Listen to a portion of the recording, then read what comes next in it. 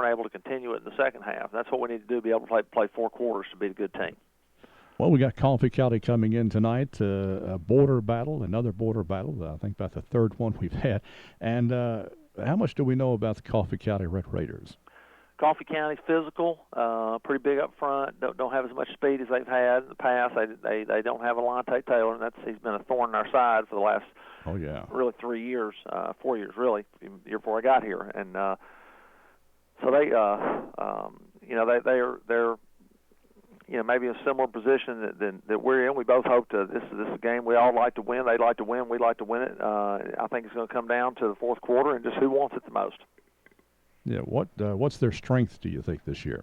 I'd say they're running the ball inside, and they come off the ball pretty well up front. They're big and physical, and you don't throw it that much. We just can't get lulled to sleep and give up a big play and let them have an easy touchdown.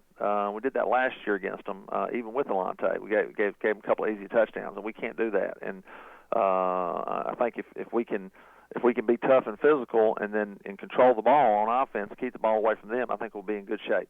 Yeah, as you say, they have struggled this season, as has Warren County. So you get the feeling they're probably penciling this one in as a very possible win, as Warren County certainly considers it a winnable ball game too. So should be exciting. Should be a big crowd there. I know Coffee County will probably bring a lot of people as well. So if everybody will stay away from the fair for just a couple of hours and come down to Nunley Stadium, should have a good crowd. That's right. It'll be a good game.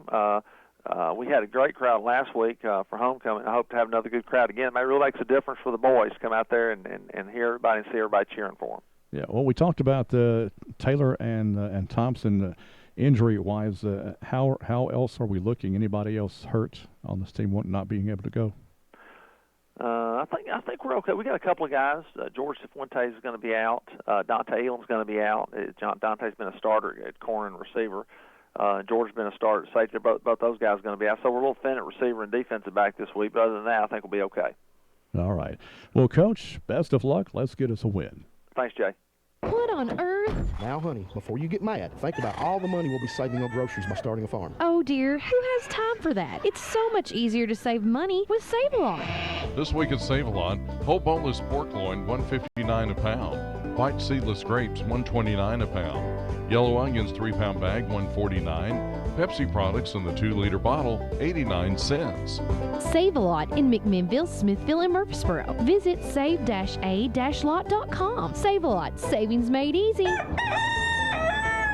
Not only is it football season, it is also a good time for planting. Join Randall Walker Farms to help support the Pioneers. Randall Walker Farms is located at 8240 Manchester Highway, or call 635-9535. Go number 77.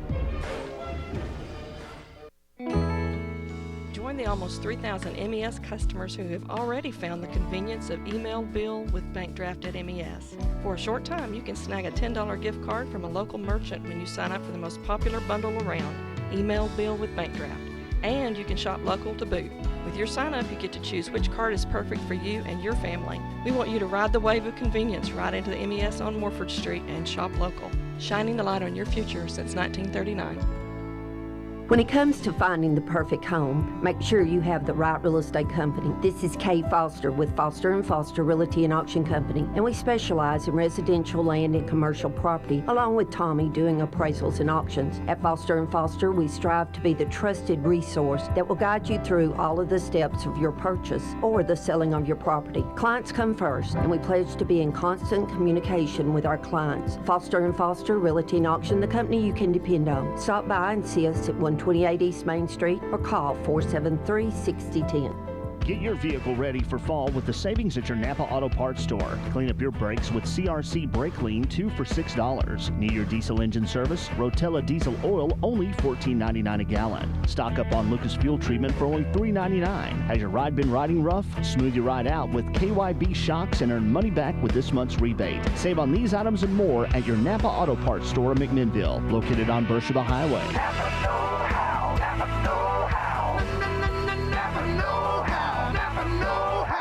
Citizens Tri-County Bank makes it easy and convenient to qualify for the purchase of that new home you've always dreamed of owning. Whether you are a first-time home buyer, looking for a larger home for a growing family, or downsizing due to an empty nest, Citizens Tri-County Bank's in-house mortgage approvals means that you can be in that new home sooner.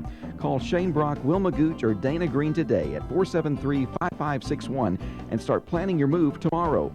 4 convenient locations in McMinnville and Morrison. Citizens Tri-County Bank, Equal Housing Lender, member FDIC. Again, our thanks to Pioneer head coach Tom Moore for his comments tonight on the Pioneer pregame show. Well, it's Fair Week, and that could affect tonight's crowd at the game, but if you miss this one, you likely missed a pretty good game as 2 evenly matched teams go at it on the turf at Nunley Stadium. In other high school action tonight around the area, DeKalb County plays at Grundy County. In the old Battle of Murfreesboro, Oakland plays at Riverdale. Lincoln County is at Shelbyville. York Institute plays at Smith County. Spring Hill is at Tullahoma. Cannon County is at Upperman. Franklin County plays at White County. Siegel is at Blackman. Moore County is at Fayetteville. Lebanon plays at Hendersonville. Stone Memorial will be at Livingston Academy. Cumberland County plays at Macon County. Cookeville will be at Pearl Code. West Toronto Prep out of Canada plays at Brentwood Academy. And the game you'll be hearing on this station, the Coffee County Red Raiders face the Warren County Pioneers at Nunley Stadium. When we come back, I'll be joined in the booth by Jeff Lee as we bring you live play-by-play coverage of Warren County Pioneer football on Sports Radio 1230 WAKI. You've been listening to the Pioneer pregame show. Stay tuned, kickoff is just moments away.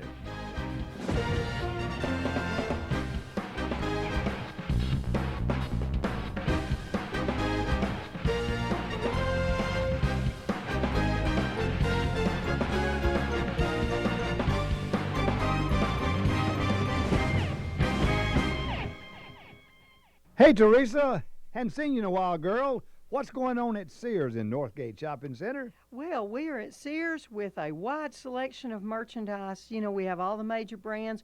We've got knowledgeable associates to give you that personal attention and help you pick out what you need, whether you're replacing one item or doing a whole house. We are there to help you with your appliances, with lawn and garden. Hey, and it's fall cleanup time. That's right. I love Sears. You will too. Northgate Shopping Center.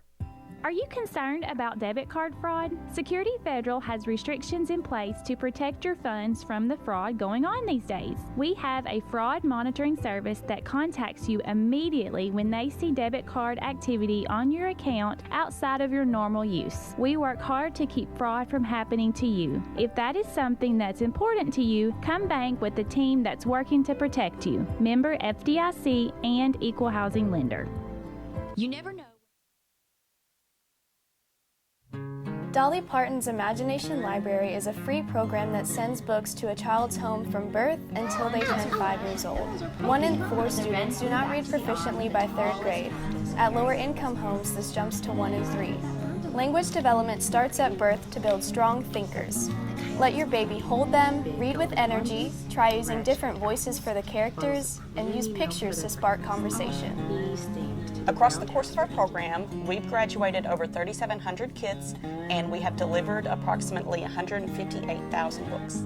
You can call Debbie Haley at 931-668-4022, extension 233, to enroll children in the program or to inquire about donating.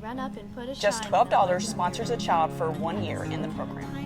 Teachers see the difference that the Imagination Library Books from Birth program and other early literacy programs make for students before they start school. Instill a love of learning with the gift of books. Reading together will help put your child on a level playing field for school.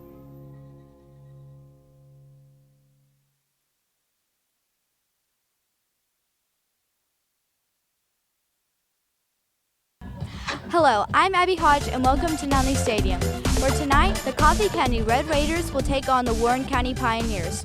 The Red Raiders come into the game today winless on the season, while the Pioneers are looking to find their second win of the season. Even though it is Fair Week in Warren County, the Pioneers will be all business on the field. Now back to Jay and Jeff on the call after this.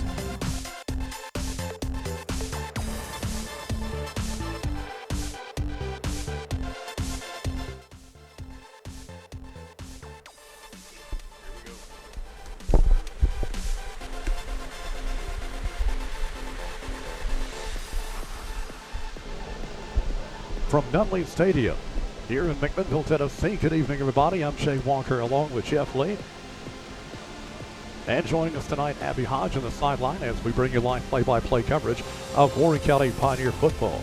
Tonight it's Warren County and Coffee County, another border battle. Seems like we're always having a border battle just about every week, Jeff, but this is no different. And this should be a good one tonight. Two struggling teams, and something's got to give. Something's got to give. Warren County, has got the one win on the season, and Coffee County coming in winless tonight. After Alante Taylor left last year, they're just they're stuck in the mud. So a great opportunity for the Pioneers tonight to come out here with a win. We'll take a break. Come back with more in just a moment.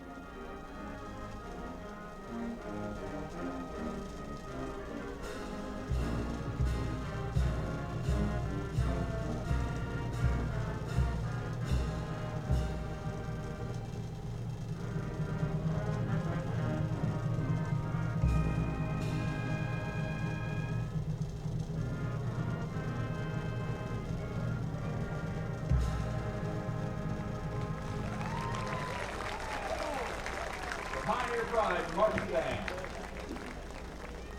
Ladies and gentlemen, please remain standing for tonight's invocation. Tonight's invocation is brought to us by Warren County High School seniors. Our invocation.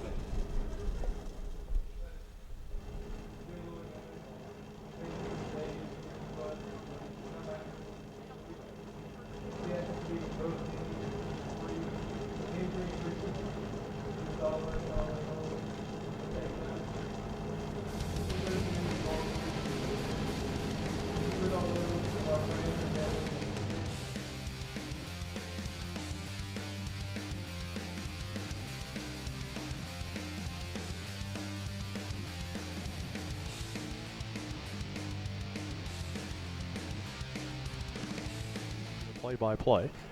The Warren County Pioneer Pride Band is on the field. We keep hearing a snare drum, but I think it's the vent down there. Yeah, it's the vent down there below us by the concession stand. I think that's what that. I don't remember ever hearing that before. I don't either. What a beautiful night tonight. The sun just went down. It's a beautiful day today. I think it made it into the low 90s, so you got plenty of time to come out and watch a good football game tonight. Even though both teams are not doing very well, that can still make for a very interesting game tonight. So come on out to the game. Fair will be there tomorrow night. So that's right. It has been fair week, and it's been kind of a hot fair week as well. Because it was a muddy one to begin with, that's for sure. It was. And I was there last night for the Fantillis concert, and it was like the storm just split when it got to the fairgrounds. It was amazing. It got close enough that we had to cancel practice here. We heard the thunder and the lightning, but it kind of went around us and sprinkled a little bit. But, the fair can wait till tomorrow night and come on out and see a great football game tonight. Yeah, you could look back last night from the grandstand and see that McMinnville was just getting pummeled with rain. But and the beautiful rainbow from last night, too. And amazingly, we only had very light rain at the fairgrounds last night. not enough to really bother the concert. We had one lightning strike that caused about a 10-minute delay in the opening act. Then after that, everybody was watching the sky and the radar, but it turned out to be a beautiful evening. Yes, it did. Hopefully, she had put on a good concert, big crowd last night. But I think I've only been to the fair once this week, and may go tomorrow. Just depending on if we get all my honeydew chores list done. Well, good luck with that. Yeah, I've gone 2 nights. I had to work one night. I enjoy the fair for all the through the grandstands and the fair. Right. I could care less with the rides. I don't even go down that way. But just to see everybody and see the time and effort that goes in, all that's volunteer work out there, and they do such a great job out there. They really do. And I think we're the only free fair in the state now, and that's pretty amazing. Absolutely. Hats off to all the volunteers out there. It's all the volunteers that keep it free. That's for sure. And when you have talent like Van Tillis and last year had the Kentucky Headhunters. When you have talent like that, you don't have to pay a dime to go see it. It's pretty amazing. And it was a great show last night. Coffee County's not even going to the locker room for a pregame. They have been out on the field ever since we got started. Well, it definitely is a struggling program. They're struggling moving the ball. They're very base formations. What film I got to see on them this week, and they've got one good running back that kind of does most of their workload. But it's a winnable game for the Pioneers tonight. But DeKalb County was a winnable game for us too, and we'd let that one slip by. So Warren County really needs to be on its toes. Don't take anything for granted, and maybe come out here tonight with a win. Yeah, had a couple of injuries last week. C.J. Taylor, of course, has been nursing that nagging ankle injury that he suffered against White County. But hopefully he'll be back tonight. And their quarterback, Clay Thompson, also with a shoulder injury. But the coach says he thinks he'll be okay, too. So we'll see how they can perform. A little banged up, but hopefully they'll be okay. And we're really not even into the meat of the season yet, so hopefully we can get that taken care of and get a few people healed. We don't have that many on the sideline as it is. Let's go down on the field, our coin toss. And tails. What you call it now? Tails. He's called tails. If I drop it, we'll do it again, okay? It is tails. Defer. Want you to defer. You want the ball? Defend the scoreboard. You want the ball, though? Yeah. Which end you want? Defend the scoreboard. You're going to turn your back to the scoreboard. All right, Coffee County won the toss. They defer their decision to the second half. So Warren County will get the ball first. They'll defend the south end zone. So we'll see this Warren County offense on the field first tonight.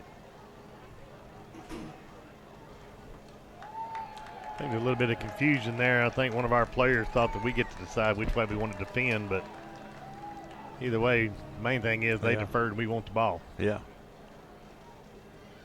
Warren County in all red, not all red, white helmets, red jerseys with white numerals, and red football pads.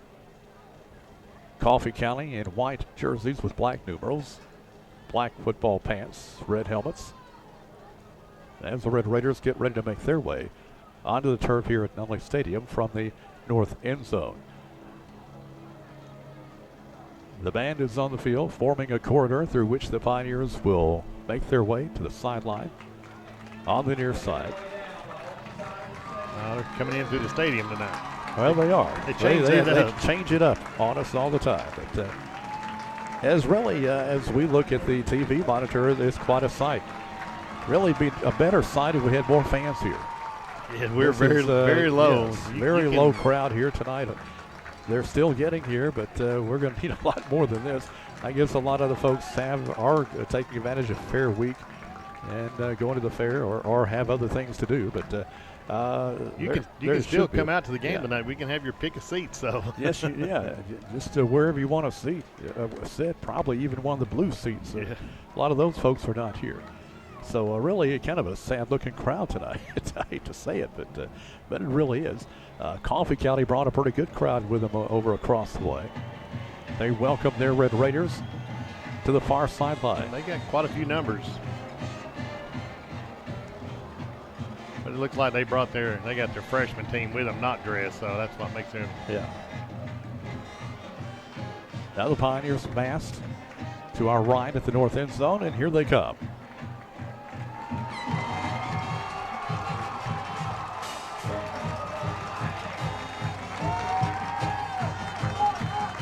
Crowd on their feet as they welcome the Pioneers to the near sideline. It's supposed to be the Warren County Whiteout night tonight. Well, that would explain all the white T-shirts over in the students section. I must have missed that memo. Well, I did too. Well, no, I got a white shirt on, don't I? Yeah. I didn't get the memo. I never get a memo. But. So the band will make their way off the field. They're not marching, they're just running. I mean, you got to get off the That's a cool way to get off the field now. So we're about ready for action next Friday night. We'll go back on the road. We'll go to Siegel in Murfreesboro. Take on the Siegel Stars. That's next Friday night. And which Siegel's not having a typical Siegel-type season. They're down this year, but it's still one of the Rutherford County schools. Yeah. Have our hands full.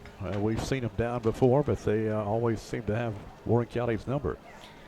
Yeah, their down's not the same as our down. No, it's not. No, it is not. Coffee County getting ready to kick off here tonight. Kicking off is Briggs Haithcock.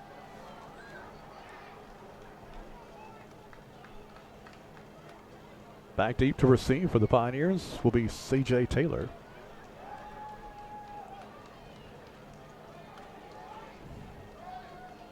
Again, C.J.'s been battling that nagging ankle injury. It came back and got him again last Friday night after a good first half.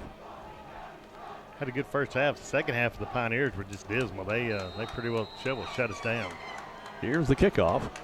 It's a line drive.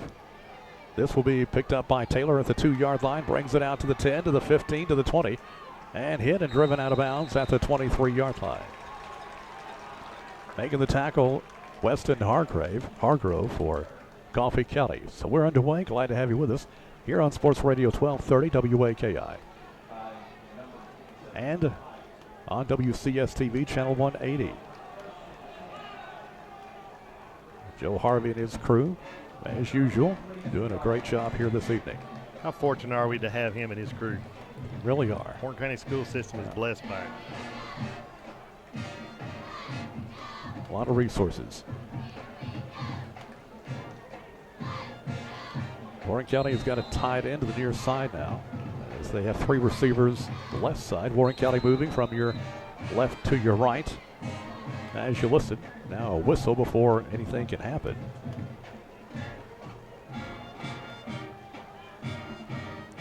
Bringing a lineman over here to the sideline. Must have an equipment problem.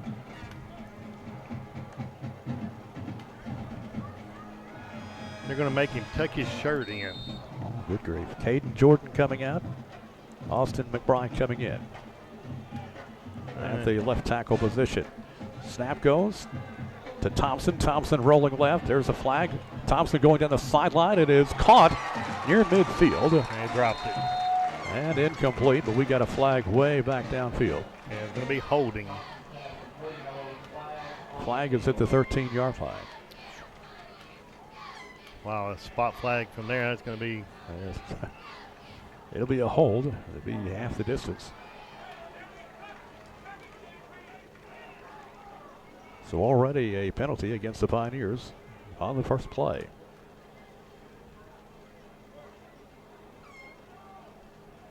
A 17-yard loss. That'll put the ball back to the 7-yard line. Wow. Well, the Pioneers come out throwing the ball. Kind of unusual. A little bootleg there, and the back trying to set the edge just grabbed on a little bit too hard and got a jersey. Backs now in the I formation. Thompson under center. Thompson gives to Taylor, straight ahead. Taylor trying to spin his way out of there. Falls forward to the 10-yard lines for a gain of 3. That'll bring up second and about 18.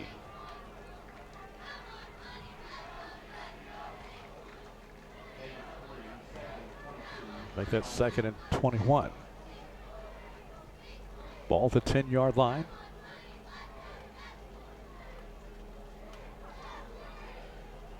Warren County comes with wideouts left and right. Backs in the eye. Thompson under center. Thompson hands to Taylor. Looking for a hole, nothing there. Yeah, Coffee County's got the line stacked. They're running a 5-2 defense, but they walked the safeties up. Yeah, that was not Taylor. That was Haywood. At 9 in the box there. He actually lost a yard. Lost a yard back to the 9. It's going to be third down. 3rd and 23.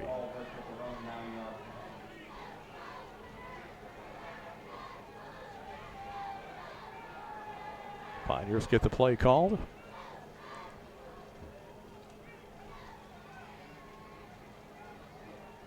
They come with a wide out to the far side. Backs in the I formation. Thompson under center.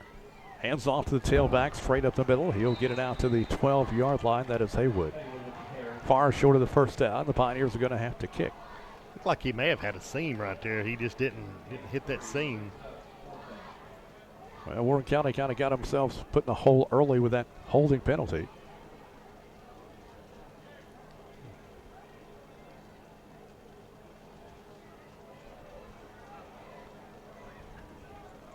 He even had a backside A gap there too that he could have. Snap is there. The punt is away. Yeah, it's a good one.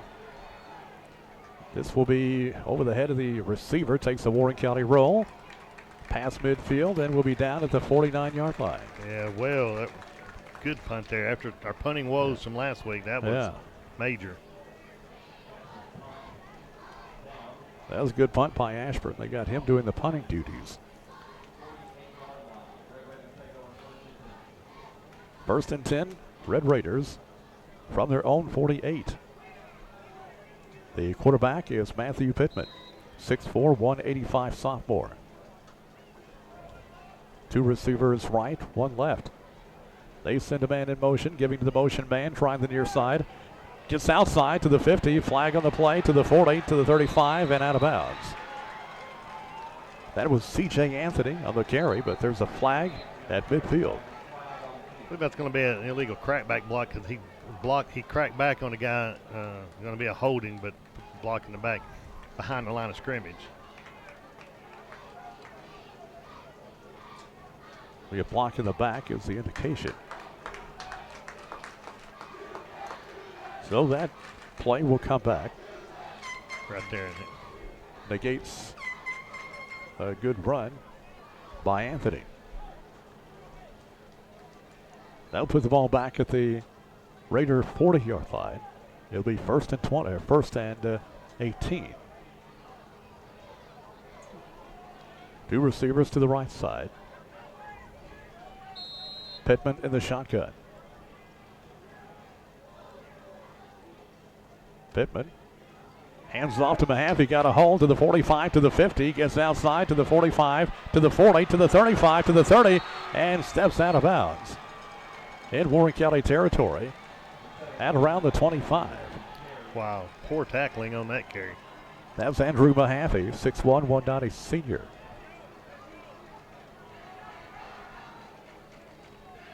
They'll mark him out of bounds at the 32. But that's a first down for the Red Raiders. Yeah, 28-yard run there with just poor tackling by the Pioneers. We had him bottled up. 3 receivers to the right side. Handoff goes to Mahaffey. Up the middle. Past the 30, down to the 28-yard line. He'll get about 4. That'll bring up 2nd down 6. Well, Red Raiders started off in good field position, and after that one setback with a penalty, they rebounded. It's going to be 2nd and 6 from the Pioneer 28. 2 receivers to the right side. On the keeper, to the 30, to the 25, to the 20, and out of bounds inside the 20. They'll mark him out at the 17-yard line. Who was the ball carrier now? That was the quarterback, Matthew Pittman. Ball to 17, 1st and 10 Raiders.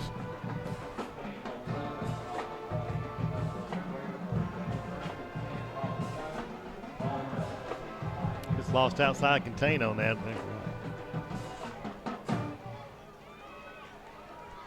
Pittman in the shotgun. Early movement by the tight end. And that's going to push the Raiders back 5 yards.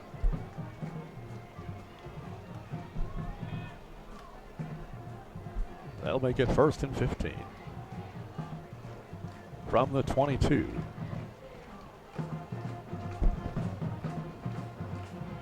Raiders come with 2 receivers to the right side. Pittman in the shotgun. Rolling to the right side, looking. Pittman's going to turn it up and run. Still loose to the 15. Breaks another tackle to the 10 and inside the 10 to the 7-yard line. Warren County not tackling at all tonight. No, they had 4 players right there. That's ridiculous.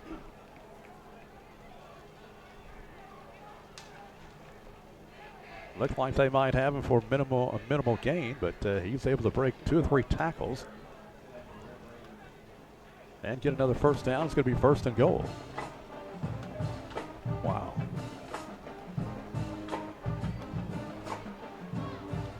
Broke a bunch of tackles on that run.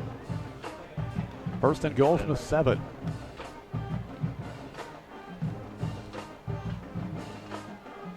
Pittman hands to Mahaffey. Trying the right side, Mahaffey drags tacklers with him to the end zone. Touchdown, Red Raiders. Tell you what, if Warren County don't start tackling the ball, and it's going to be a long night for them.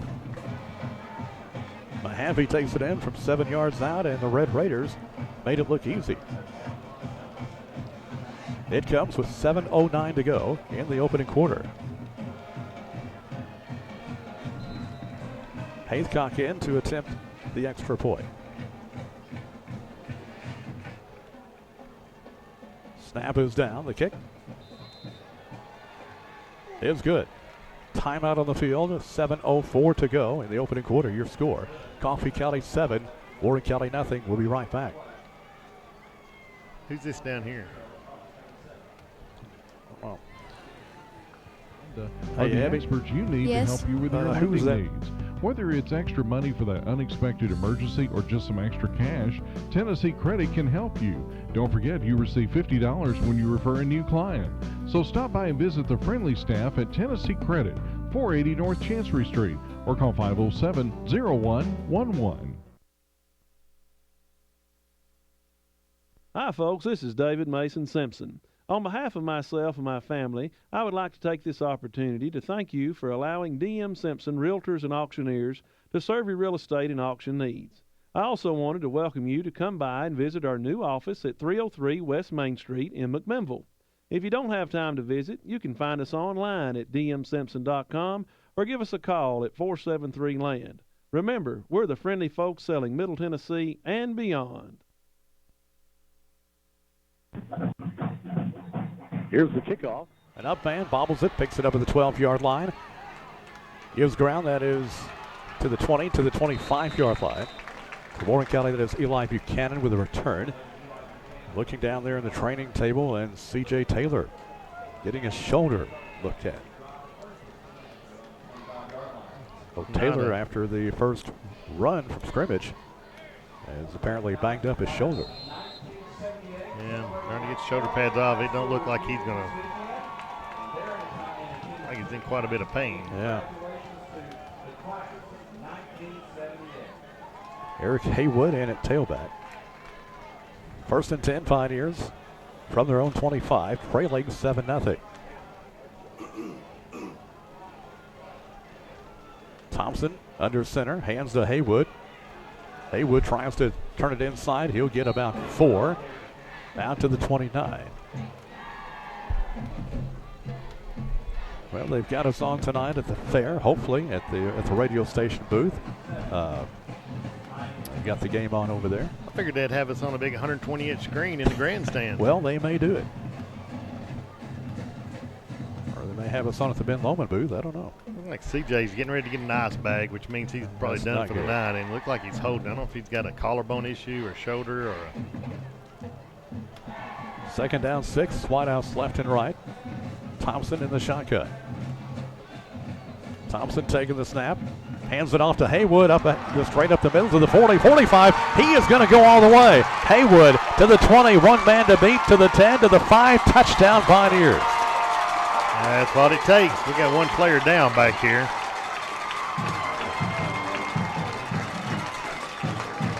Quick opener for Haywood. And he takes it 71 yards for the touchdown. That'll break the 9-man box up real quick. That comes with 6 minutes to go in the opening quarter. Pioneers shaken up on the play. That is Devin Jordan. Tony Curtis in to attempt the extra point.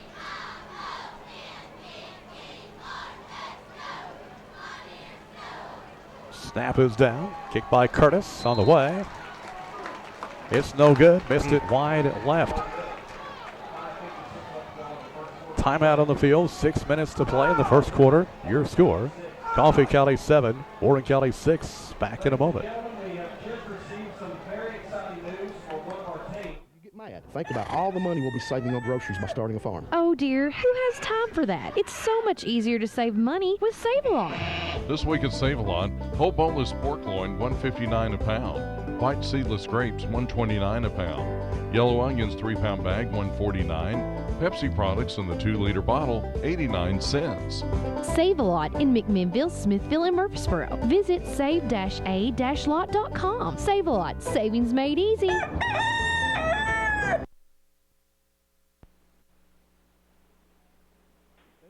The Pioneers get on the scoreboard, come up short on the extra point. Coffee County leading at 7-6. 6 minutes to go in the opening quarter.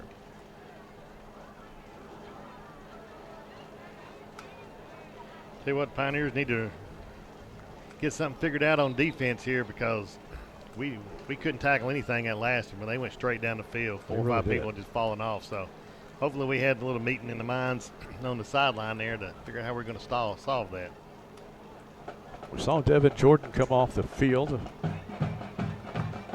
I don't see him over at the training table. I think he may have had something in his eye. Looked like he was trying to wash something out. He's back ready to go. He's up there by the coach. Curtis to kick off. This will be taken at the 12-yard line. To the 20, to the 25. Good coverage by the Pioneers as Coffee County will take over at their own 26. I think maybe one of his own guys may have helped knock him down. C.J. Anthony with a return for the Raiders.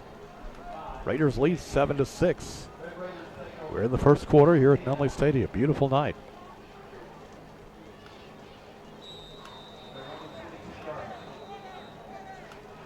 Pioneers are going to take them a timeout.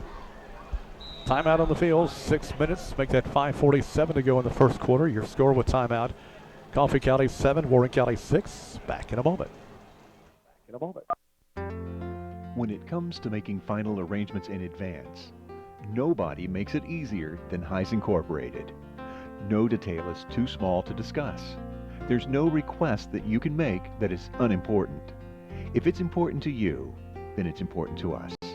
Whatever you desire, we'll do our very best to see that you receive exactly what you wanted. Heis Incorporated, serving McMinnville and the surrounding areas since 1925.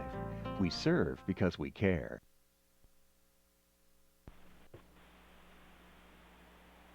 Coffee County leading 7-6. Warren County missing wide left on the extra point. They've had trouble. Just about every game we've had, the first extra point has missed some way or another. Either been blocked or... After that, he seems to get in a rhythm. We've seen him kick some field goals during practice. He's kicking 35, 40-yard field goals, but for some reason we have a problem on the first one. Pittman, the quarterback for Coffee County. They come with 2 wideouts, right side.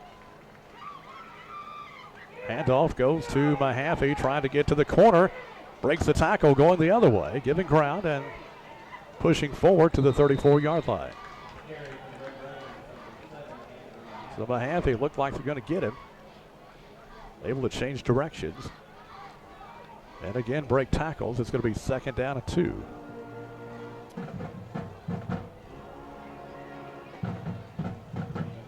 Coffee County's not doing anything fancy. Just Warren County's just not tackling. Yeah, Warren County just over pursuing the ball and then just not getting good backside help there. He was able to cut it back green.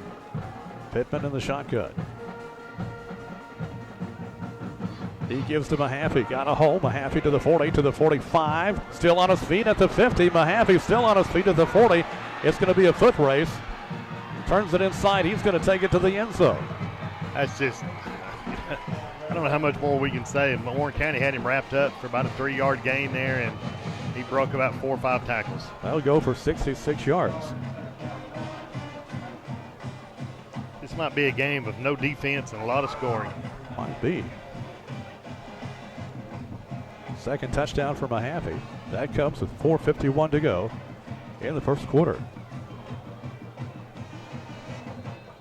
Haithcock in to attempt the extra point. This one's up. It's good. Timeout on the field. 4:47 to go in the first quarter. And your score, Coffee County 14, Warren County 6. We'll be right back. Not only is it football season, it is also a good time for planting. Join Randall Walker Farms to help support the Pioneers. Randall Walker Farms is located at 8240 Manchester Highway, or call 635-9535. Go number 77.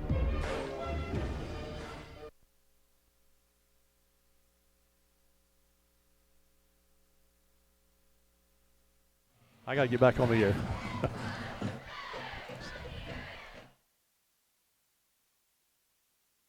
Nunley Stadium, Jay Walker, Jeff Lee, Abby Hodge sending the play-by-play tonight, and Coffee County is just ramming it right down Warren County's throat here in the early going.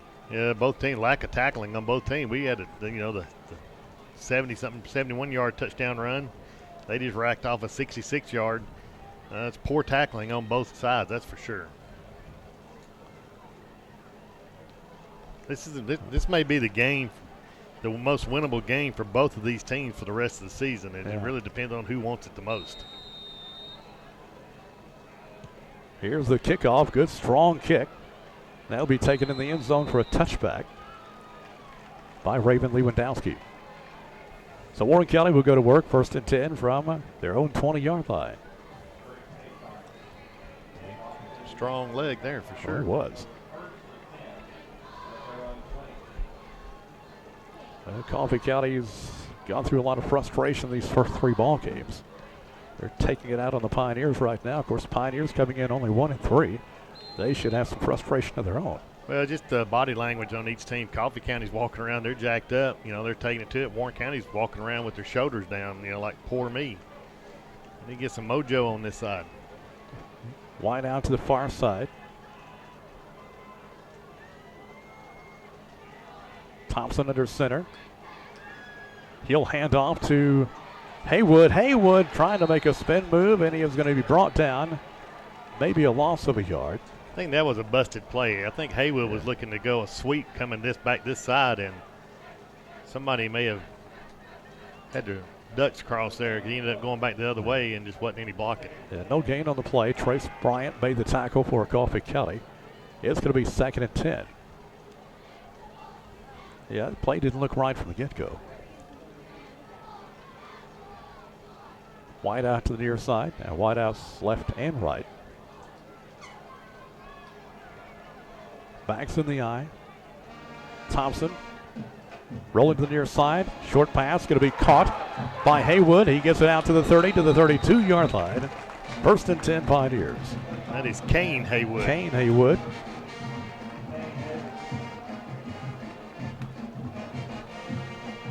First down Pioneers at their own 32. Nice safe pass play for Thompson.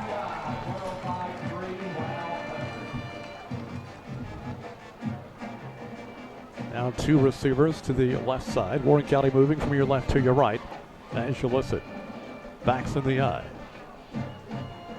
Thompson hands to Haywood, trying to get outside. Fumbles the football. It's been recovered by Coffee County. Looked like he tried to bounce that one outside. May have had something inside because the black guys were blocking out. May have been closed down. He tried to bounce it outside and just got hit in the helmet with the ball. So the Pioneers turn it over. Red Raiders will have it 1st and 10 at the Warren County 32. Not a good first quarter tonight for the Pioneers. Definitely not. But there's only one team can change their situation right now, and that's the Pioneers. That's right. 2 receivers right. Pittman, the quarterback. Pittman hands to the running back. Now Pittman's going to keep it for the touchdown as he takes it all the way. Good play fake by Pittman. Fakes the dive play. Pittman takes it all the way in from 32 yards. Just like that. Well, Warren County looks like they're in full meltdown mode right now on defense.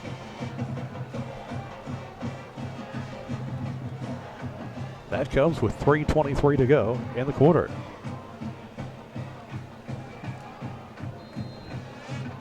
Haithcock in to attempt the extra point.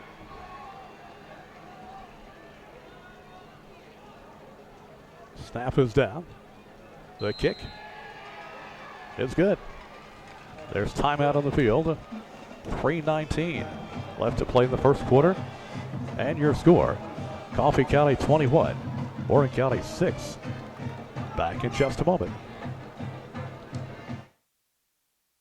Builders put comfort, economy, and energy efficiency first. Did it 30 years ago, they do it today. Natural gas home builders build homes they can sell. That means homes Tennesseans want to buy. Did it 30 years ago, they do it today. That's important because when the time comes for you to sell, your natural gas home is the home Tennesseans will want to buy. It's your home, it's your money. Yesterday, today, tomorrow. Natural gas.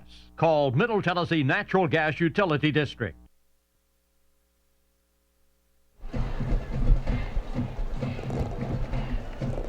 Coffee County leading 21-6. Pioneers are making them look like All-Americans. I mean, yes, they are. I'll tell you. They're making it look easy. So we'll see what the Pioneers can do. Still time to turn things around here. It's early. Long kickoff. That'll go through the end zone for a touchback. Warren County is playing very uninspired right now, and Coffee County is, they're leading probably for the first time this year, and they've got it going on. 1st and 10 Pioneers from their own 20. Warren County trailing in the first quarter, 21-6. I know a lot of Pioneer fans had this penciled in as a near certain win, but right now, it never is. Coffee County has something to say about that.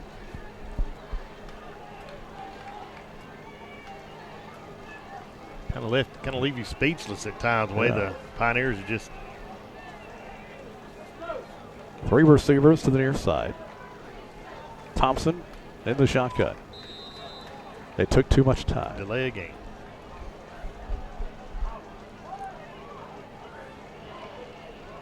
Second penalty for 15 yards. Warren County's going to have to start from their own 15.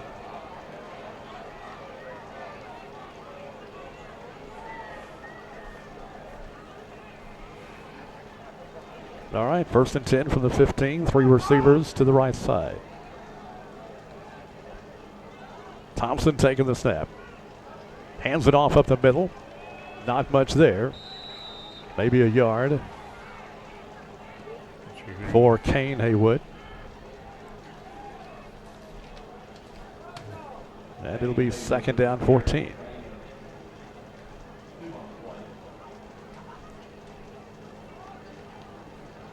Second and 14 from, make that 2nd and 13 from the Pioneer 17. Wideouts left and right. 2 receivers left and 1 right.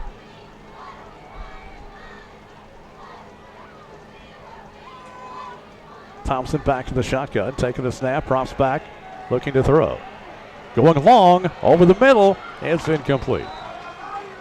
Just overthrew him there, and that's unusual for Thompson. Normally he don't have that much of an arm, but he had a good arm then and just overthrew the receiver. Eli Buchanan, the intended receiver. He had his man beat by a step. They'll bring up 3rd down and 13.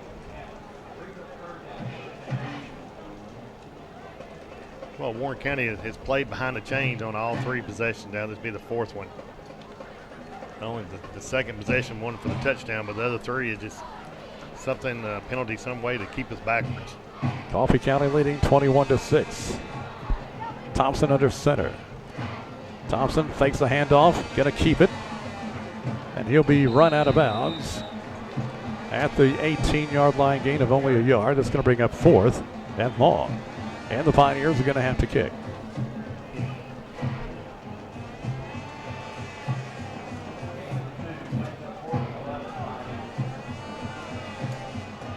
Ashburn in to punt for the Pioneers.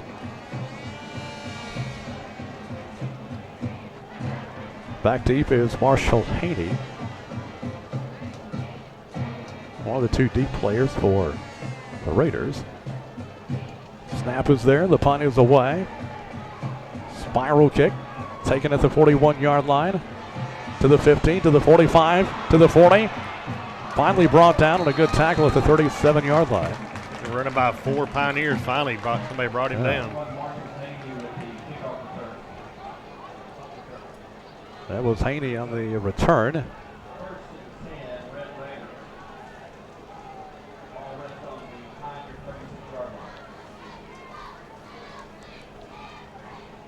Ball at the Pioneer 36-yard line. So again, excellent field position for the Red Raiders.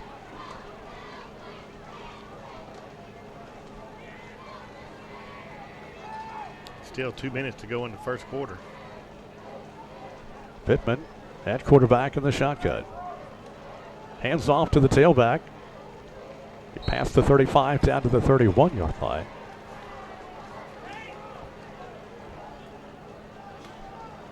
Got a Pioneer down. That's Mahaffey, the running back. The Pioneers shaken up on the play.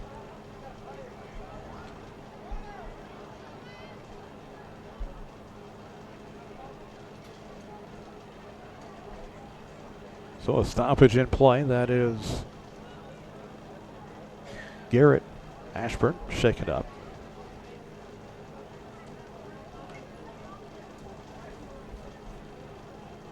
Can't really see where he got hit at. Yeah. I bet we'll have a replay here in just a second. Well, we're in the first quarter. It's already been a tough night for Warren County. Saw C.J. Taylor go down after the first play. Got his arm in a sling down there on the sideline. So yeah.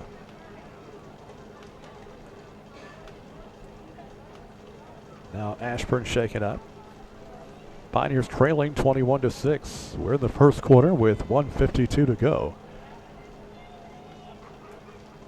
And the offense tonight has belonged to the Red Raiders. Hadn't it though, I tell you. And we've been doing this long enough that the trees have grown up enough that we cannot see the fair lights. No, we cannot. Used to be able to see the Ferris wheel from here and different ones. Ashburn being helped to his feet, and he's walking off under his own power.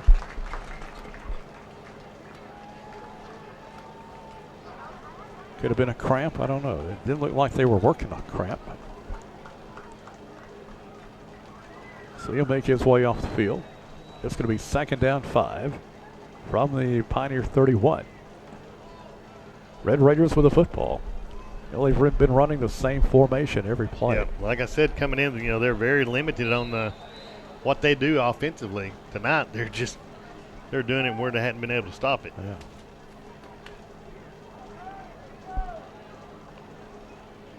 Pittman in the shotgun, 2 receivers right.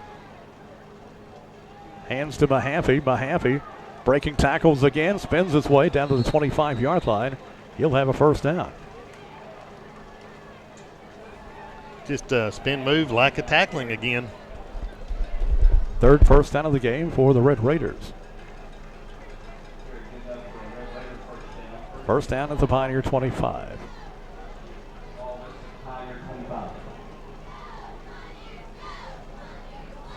Clock running, 1:25 to go in the first quarter. Red Raiders 21, Pioneer 6. Pittman in the shotgun. Pittman rolling right, now throws. It's incomplete. It was intended for C.J. Anthony. Misfired. It's going to be 2nd and 10. C.J. Anthony, some people may remember that name from middle school. Played his middle school ball here and then transferred to. 2nd and 10 from the Pioneer 25.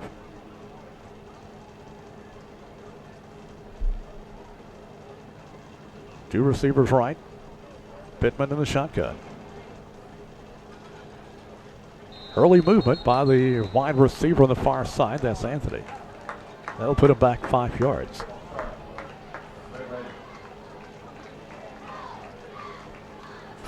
Three penalties for 20 yards against the Red Raiders.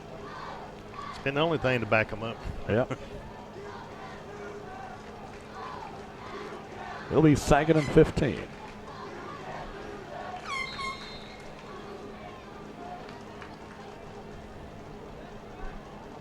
Even the crowd is quiet tonight. Yeah, what little crowd here is kind of stunned right now. I think they're double thinking whether or not they should have went to fair and got that corn dog. Wide out to the near side, 2 to the far side. Man goes in motion. Give goes to the motion man, turns it upfield. Nothing there this time. Warren County's got it at the 29. Good play. That was Trace Bryant with a carry. Only got a yard. And it'll be 3rd and 14.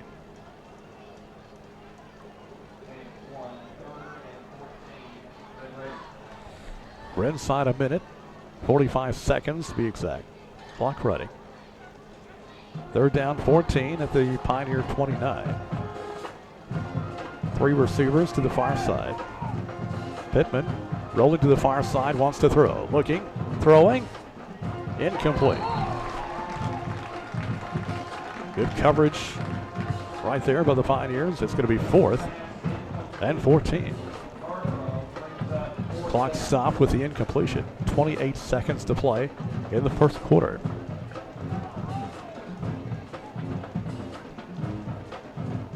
Looks like they're going to go for it. They got a good kicker on the Red Raiders. They may take a timeout. Red Raiders are going to take a timeout and talk about it. We'll keep it right here. 28 seconds left to play in the first quarter. It's been all Coffee County as they lead 21-6. Next Friday night, we'll be on the road to Murfreesboro as Warren County takes on the Seagull Stars. Game time, 7 o'clock. We'll have the broadcast right here on Sports Radio 1230, WAKI. Look like Ashburn's on the table down there. They're looking at his, like a right knee.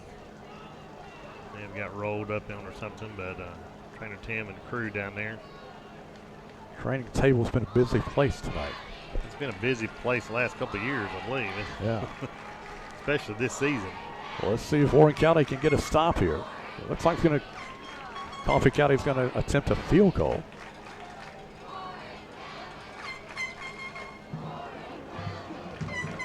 And this would be an attempt of 46 yards from nearly the middle of the field.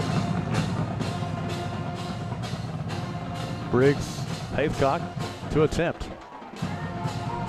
Snap is down. The kick is no short. good. Yeah, a little short there. Line drived it. Just didn't get the elevation needed. And it's going to come up short. So Warren County gets a stop. And they'll get the ball back. That's big for the defense. It's the first stop they've got tonight, so let's build on that momentum. 28.4 seconds to play in the first quarter. Let's see if the Pioneers can get something going. Warren County trailing 21-6. They'll take over 1st and 10 from their own 20.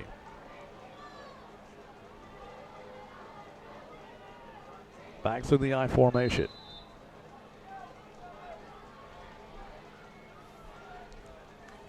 Pitch goes to Haywood. Trying the far side. Haywood is caught just before breaking, it looked like.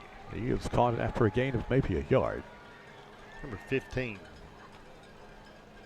That is Weston Hargrove making the tackle. Who run number 15 ran the ball? All for Warren County. Yeah, I thought that was Haywood. That is Seth Meeks on the carry. We've seen him a few times this year. Warren County is, well, it's going to be the end of the first quarter. We've played one, and your score, Coffee County 21, Warren County 6. Back in a moment. When it comes to finding the perfect home, make sure you have the right real estate company. This is Kay Foster with Foster & Foster Realty and Auction Company, and we specialize in residential land and commercial property, along with Tommy doing appraisals and auctions. At Foster & Foster, we strive to be the trusted resource that will guide you through all of the steps of your purchase or the selling of your property. Clients come first, and we pledge to be in constant communication with our clients. Foster & Foster Realty and Auction, the company you can depend on. Stop by and see us at 128 East Main Street or call 473-6010.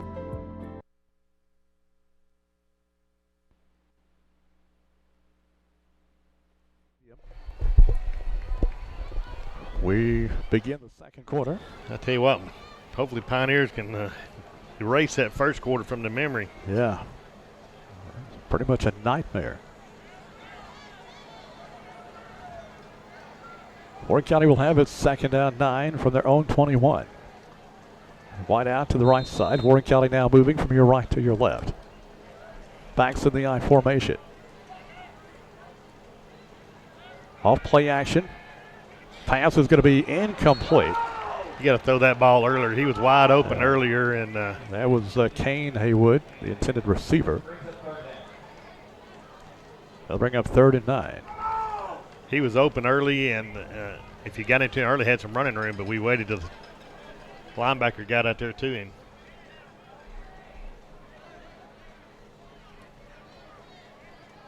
Eric Haywood in the backfield. 3rd and 9 from the 21. Wide out to the near side, backs in the eye. Thompson pitches to Haywood. Trying the near side, tries to cut inside and slips and falls after a gain of a couple. Wow, had a great block by his brother there, Kane Haywood, and had something there, but that is a wet spot of the field right there. It has been. So it'll be 4th and long. And again, the Pioneers are going to have to kick. 4th and 7 from the 23.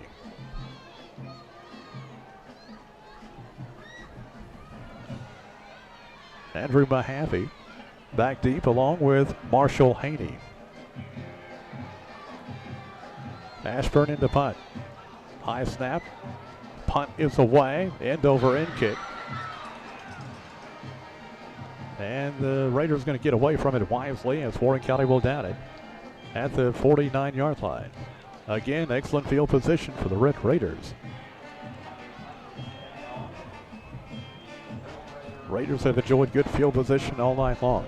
Well, they have. I mean, their worst starting position been on the 47, so they're just playing on this side. Yeah. So the Pioneer defense, again, will be called upon to make a stop here. 2 receivers left. Pittman hands to Mahaffey. Mahaffey able to get past midfield down to Warren County territory to the 48. Gain of about 3. It'll be 2nd down 7.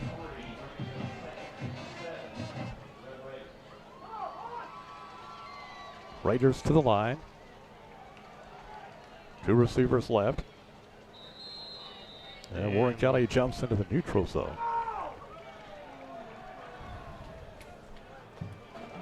Be an offsides penalty. I'm not sure who does all the hollering below us. A little frustrated, isn't he? Yeah. 2nd down and 2 now from the Warren County 43. Pittman in the shotgun.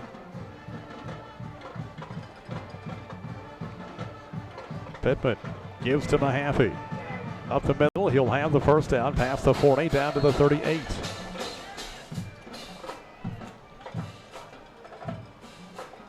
Fourth first down of the game for the Red Raiders. Red Raiders lead it 21-6 early in the second quarter.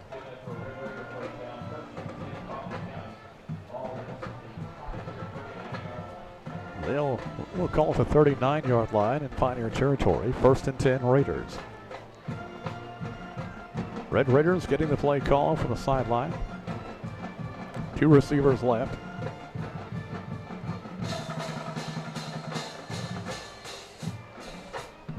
Pittman hands to Mahaffey, and he is stopped for no gain at the 40-yard line. Nicely done by the Pioneer defense that time. It's going to be 2nd down and 10. Finally got back there and wrapped him up. Yeah. 2nd and 10 from the Pioneer 39. Raiders leading 21-6. Pittman in the shotgun. Pittman drops the snap, going to pick it up and run with it. Breaks the tackle, finally goes down after a gain of about 5. So Pittman able to make something out of nothing. Looked like it was supposed to be a handoff to Mahaffey, but Pittman dropped the snap. Able to pick it up and make something out of it. See, Warren County just can't get lucky like that. No, we can't. Going to be 3rd and 4 from the Pioneer 33.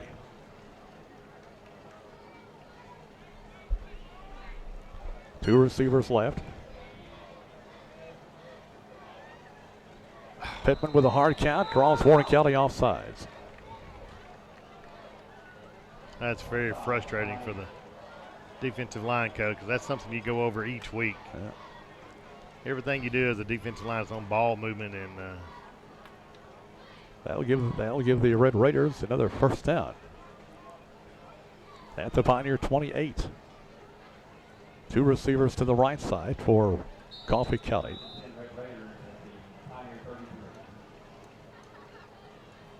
Pittman taking the snap. Hands to Mahaffey up the middle. Nothing doing. You'll get maybe a yard to the 27. Defense is starting to shut the middle down right there. Yep. 2nd down 9 from the Pioneer 27.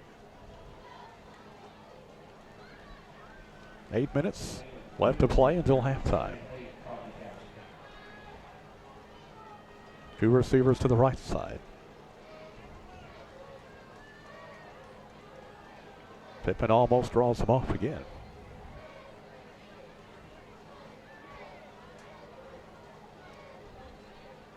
Now Pittman in the shotgun. Hands to Mahaffey up the middle, and not much there. You'll get it inside the 25 to the 24. That'll bring up 3rd down.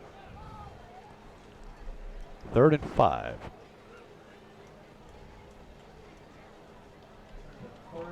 Boy, Pioneers are crashing their defensive ends hard on for that handoff, and we really need to watch out for if they decide to keep one and go around the end.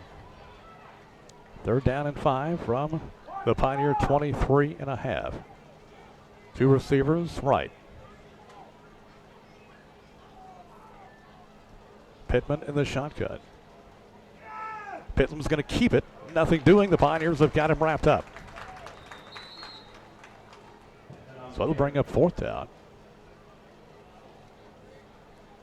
Good play fake by Pittman, but that time Warren County was ready for it.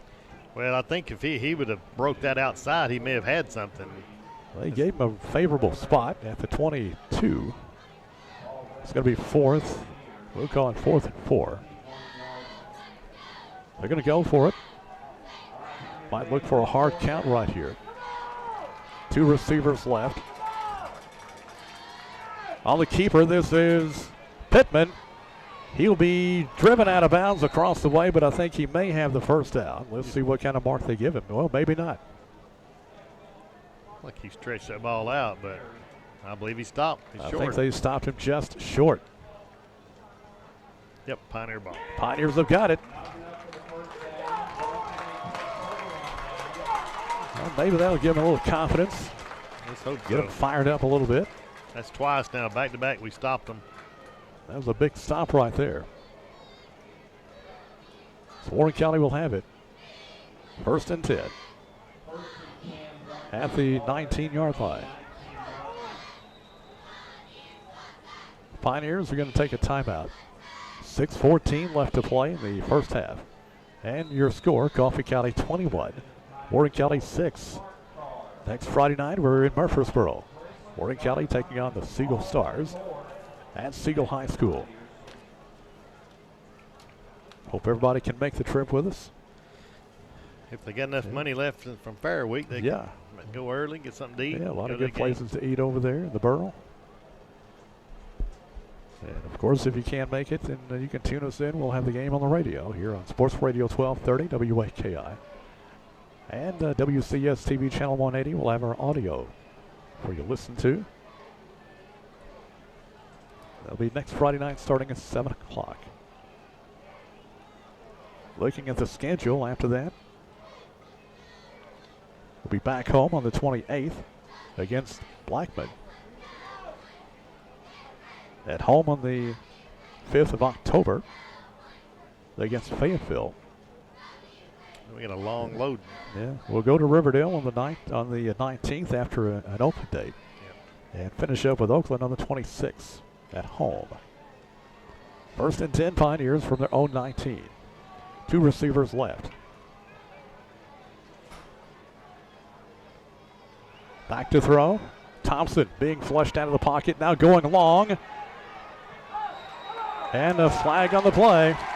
Yeah, threw it. It was intended for Buchanan, but Weston Hargrove. Buchanan done a good job there. Hargrove was defending, but Hargrove never looked for the ball. Buchanan couldn't get back to it. No, it was severely underthrown, and Buchanan done a good job of turning around and trying to go back through the defender and just. So an obvious pass interference penalty right there against the Red Raiders.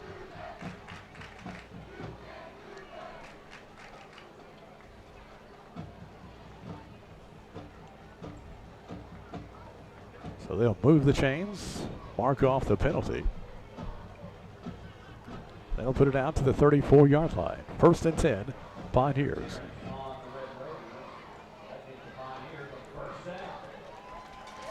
Six minutes, 6 seconds to play in the half. Coffee County 21, Warren County 6. 2 receivers to the right side. Thompson under center. Pitches to Haywood. Haywood got a hole and slips through there past the 35 out to about the 38.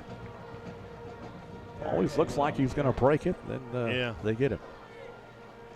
Like he had a lot more on that play than I thought he did. But ball just short of the 38-yard line.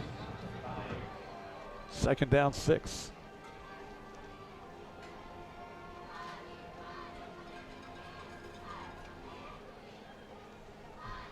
Warren County lines it up. 2 receivers to the near side. Thompson under center.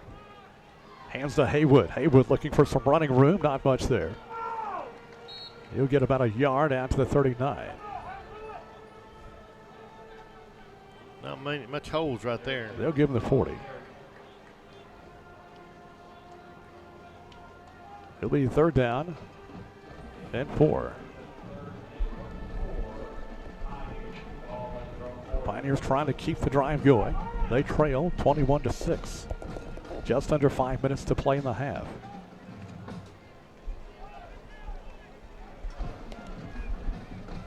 Three receivers to the right side. Thompson in the shotgun. Thompson takes a snap, drops back.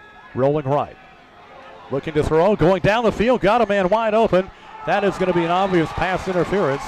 It was intended for Raven Lewandowski. He was wide open. But then Trace Bryant came in, didn't even look for the ball as he bangs into Lewandowski. Might be the thing to do, send our receivers all on go routes and underthrow them and have them come back and get. Yeah, obvious pass interference right there.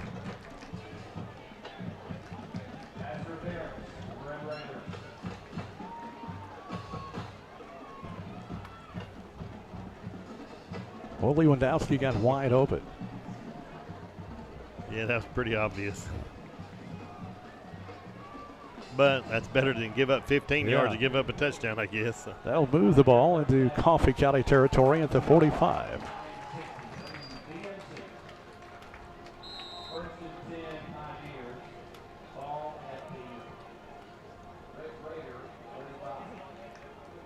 Two receivers near side.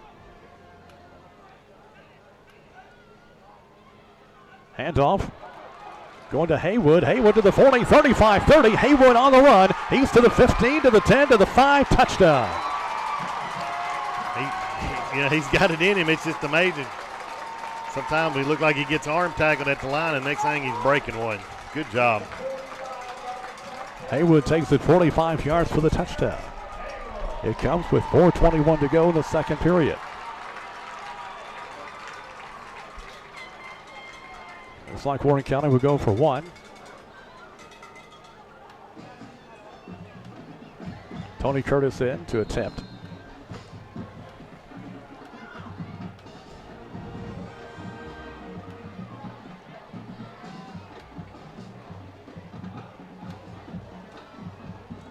Snap is down. The kick by Curtis on the way.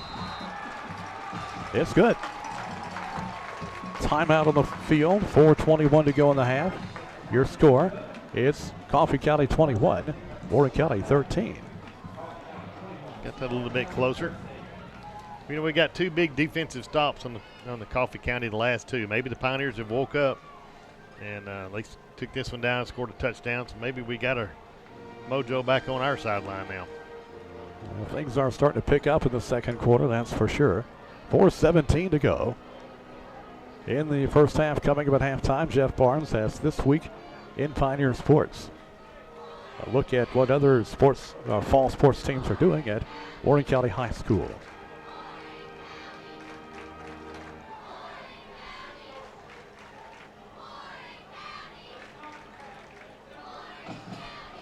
Pioneers will kick off. Pulled a little bit closer. 21-13.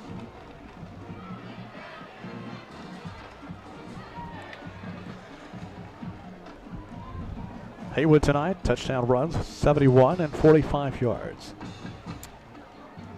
Good way to pile up some yardage. Well, he's been our whole offense. We've got one pass for 12 yards, and then the other backs have got a total of 7 yards total. So.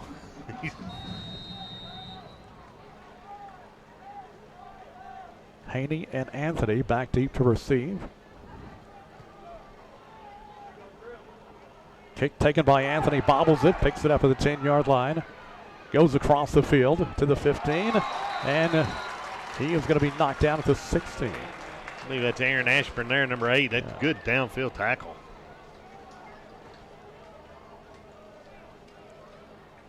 So 1st and 10 Red Raiders from their own 17.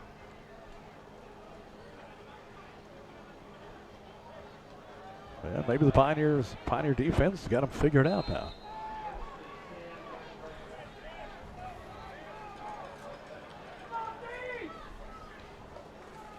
Pittman on the keeper. To the far side, he'll get a couple out to about the 18, maybe the 19. Not much there. We'll see where they mark it. Looks like it'll be just short of the 20. Second down, 7. Clock running, 3:41 to go in the half.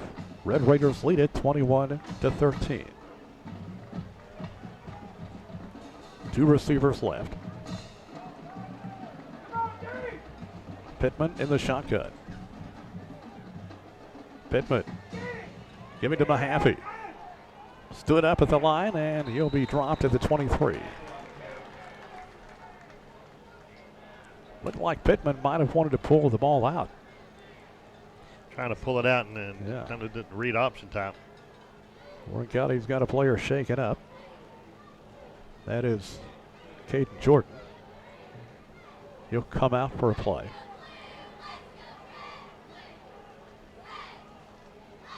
It'll be 3rd down and 4 from the Coffee County 23. Two receivers near side. Pittman in the shotgun, back to throw. Pittman running. And he'll be upended at the 27-yard line. Finally a good hit on him. Let's see if he's going to have enough for a first down. It'll be close. They're going to size it up, might have to bring the chains in. Nope, they're going to give him a first down. Sixth first down of the game for the Red Raiders. At their own 28.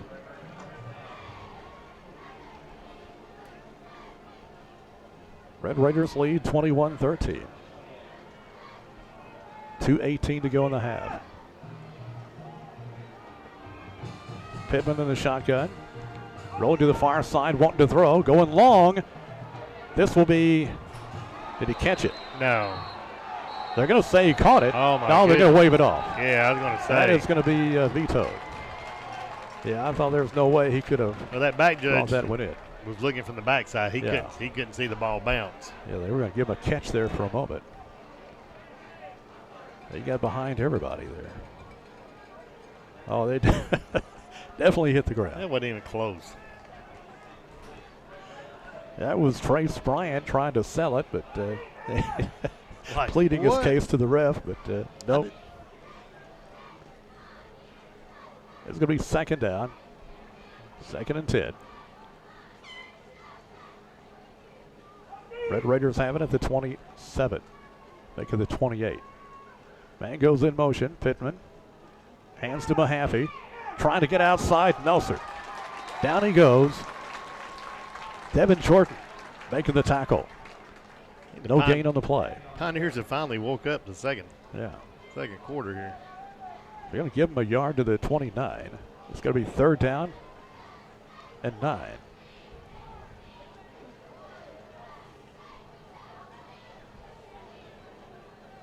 Two receivers left side for the Red Raiders. A minute and a half to go. Mahoney missed a hole there on replay. Thank goodness. Let's see if the Pioneer defense can make a stop. Pittman rolling to the far side, wanting to throw. Pass is going to be incomplete. Sails it onto the track over on the far side.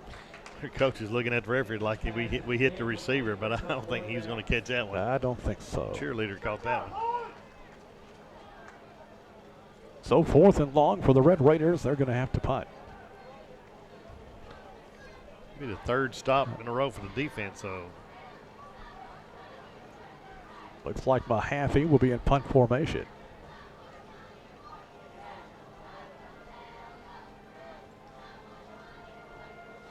Buchanan back deep.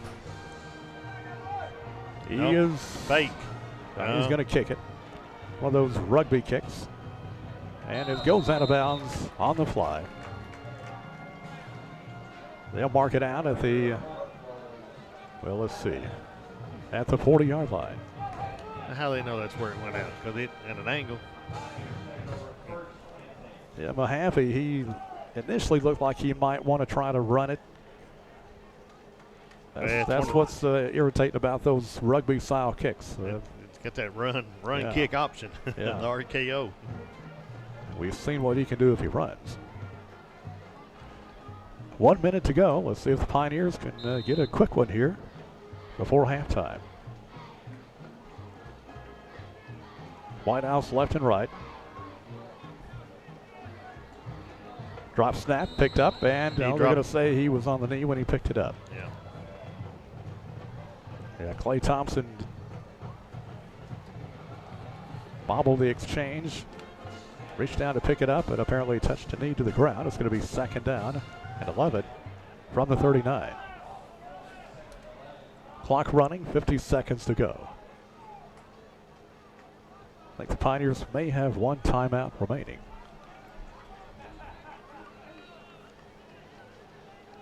Well, that'd been a good time to use it, but it should be the last play. Be a good time to break another long one here. Pitch goes to Haywood. Haywood down the sideline and pushed out of bounds at the 45-yard line in Red Raider territory. That's the first down. 22 seconds left to play in the half. Pioneers will have it. 1st and 10 at the Red Raider 46. Hey, there's our Sports Radio 1230 WAKI sponsoring First Downs. All right. 2 receivers to the near side.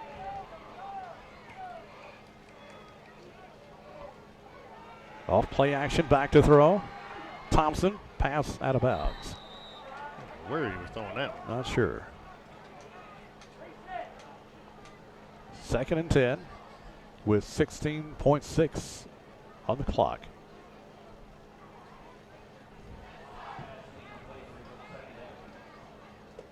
Ball at the 46-yard line in Raider territory. Raiders lead it 21-13.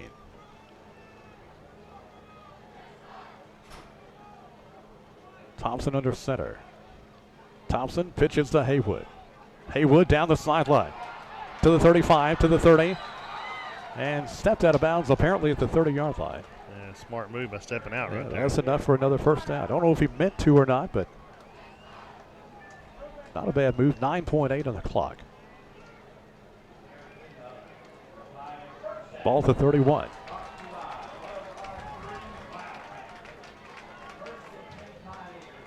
Fourth first down of the game for the Pioneers. Time for one more play.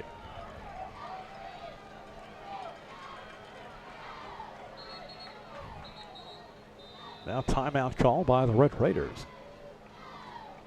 I think they're going to look for a Hail Mary. Probably so. So time for one more play in the first half. Pioneers trailing 21-13, but things have picked up in the second quarter.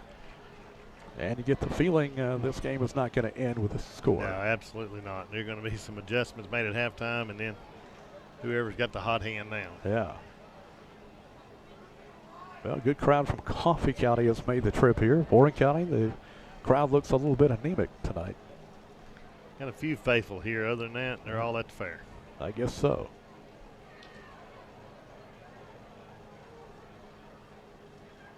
Pioneers back out on the field.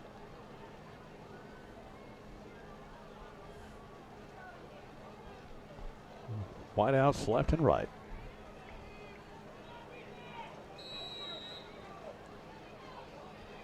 Back in the shotgun, Thompson. Thompson taking the snap, drops back to throw. Steps up, throws it short to Kane Haywood. Get out of bounds. And he will not get out of bounds as the ball comes loose, but he was down. That's going to be the end of the first half. That's situation awareness. He needs to know to get on the field so he can call a timeout. We have reached intermission. Your score at halftime is Coffee County 21, Warren County 13. We'll be back to Nunley Stadium in just a moment. MES customers who have already found the convenience of email bill with bank draft at MES. For a short time, you can snag a $10 gift card from a local merchant when you sign up for the most popular bundle around, email bill with bank draft. And you can shop local to boot.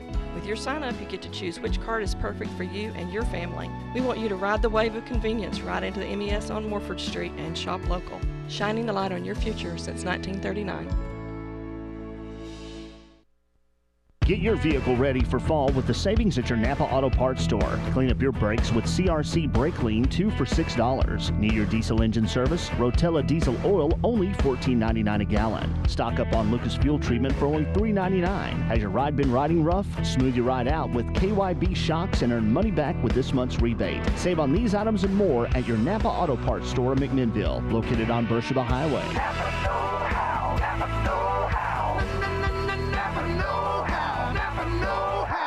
Citizens Tri-County Bank makes it easy and convenient to qualify for the purchase of that new home you've always dreamed of owning.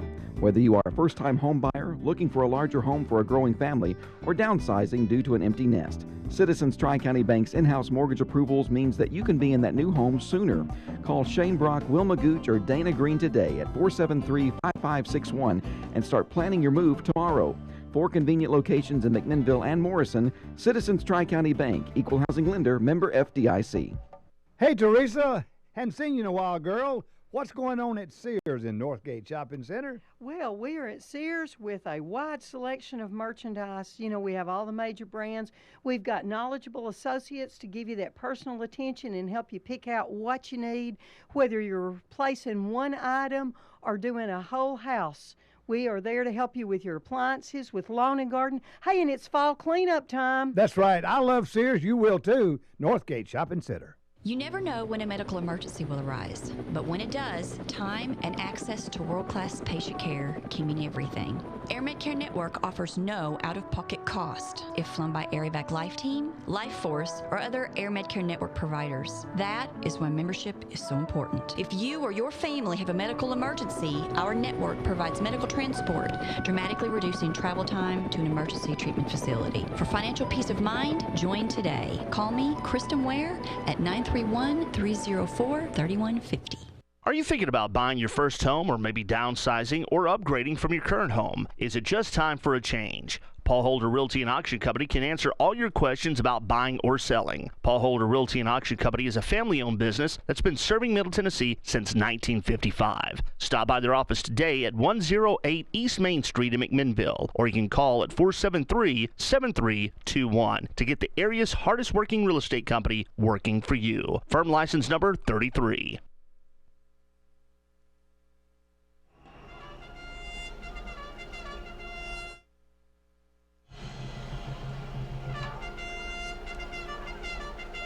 Back at Nunley Stadium at halftime, Coffee County Red Raiders lead the Warren County Pioneers 21-13. But it appeared Warren County has kind of gained the momentum after the start of the second quarter. Jeff Lee, first quarter was all Coffee County, but the Pioneers kind of figured out the Coffee County run game. It really was. I don't think the first quarter the Pioneers decided I'm not sure they knew that the game had kicked off. We couldn't tackle, we couldn't run, we couldn't do anything, and that second quarter, once we got that first stop on defense, we kind of started clicking. And, with Haywood, he's got such speed. If he can ever break through the first line, it's off to the races for him. So it's just amazing the speed he has. Unfortunately, next week, once we get to Siegel, he's probably going to be average. But we like to see it tonight for sure. We saw C.J. Taylor go down after the first play. Looked like maybe a shoulder injury, and they had some ice on his shoulder and his arm in a sling. So he's done, and who knows for next week then. Yeah. So it's going to be interesting there. Start running back by committee, but once you fall off from Haywood down to the second, it's pretty drastic. But Haywood certainly taking up the slack as he's got touchdown runs of 71 and 45 yards in the first half. He's got 140 yards rushing right now in the first half. So does Mahaffey for Coffee County. He's got 140 yards. And the first three games, he only had 150 yards all three games.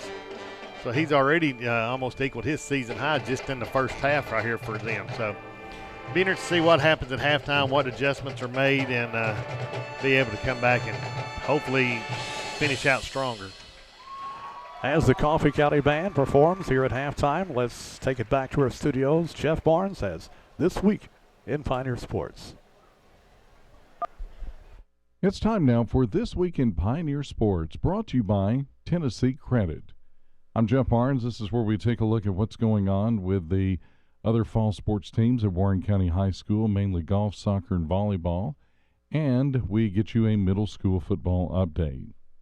Let's turn our attention to golf. This past Monday, Levi Craven, Peyton Haston, and Colton Kretsch competed in the district tournament that was held at the Cookeville Country Club. And in order for these Pioneers to advance, they had to finish in the top five.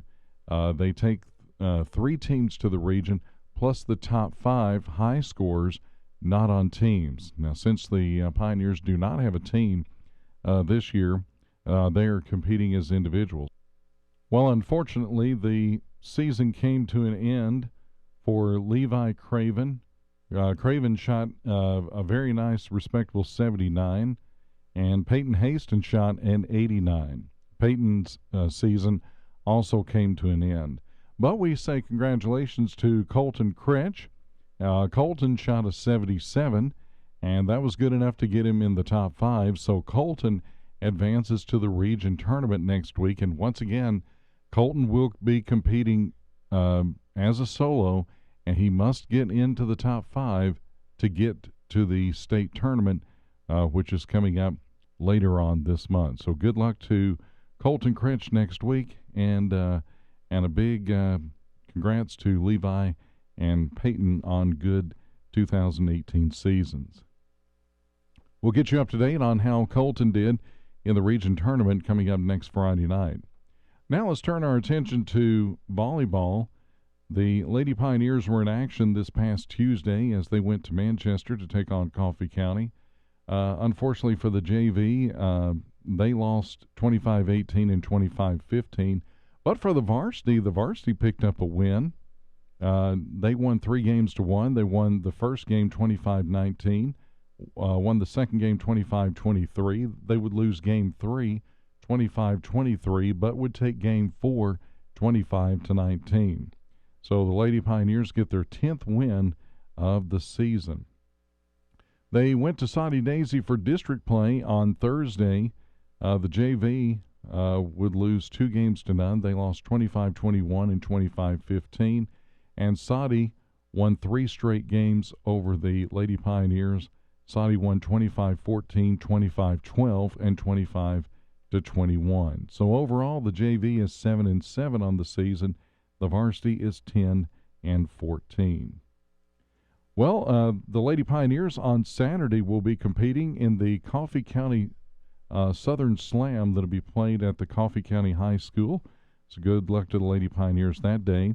On Monday, they were supposed to go to Franklin County and take on the Rebelettes, but that game or that match on Monday has been canceled and will not be made up. On Tuesday, they will get to district play. They travel to Sparta to take on White County. That'll be a 6 o'clock game for the varsity. The JV will play at 5. And then on Thursday, they will be hosting Franklin County over at the Charlie Dalton Gym at Warren County High School. That is a 6 o'clock match. The JV will play at 5 o'clock, and we will get you up to date on those games next Friday night. Good luck to the Lady Pioneer volleyball team. Let's turn our attention to soccer. Last Saturday, the Lady Pioneers took on Pope John Paul II in Cheatham County. Lady Pioneers would wind up tying Pope John Paul II. That finished in a 3-3 tie. They would take on Cheatham County and that afternoon, and they won that match by a score of 7-2. Then a tough week for the Lady Pioneers on Tuesday. They took on Ray County in district play, and it was Ray County winning by a score of 4-2. So the Lady Pioneers on the season, they have 5 wins, 6 losses, and 1 tie, and 0-1 in district play. Coming up next week, they have a couple of district games as they will be at Cookeville on Tuesday night.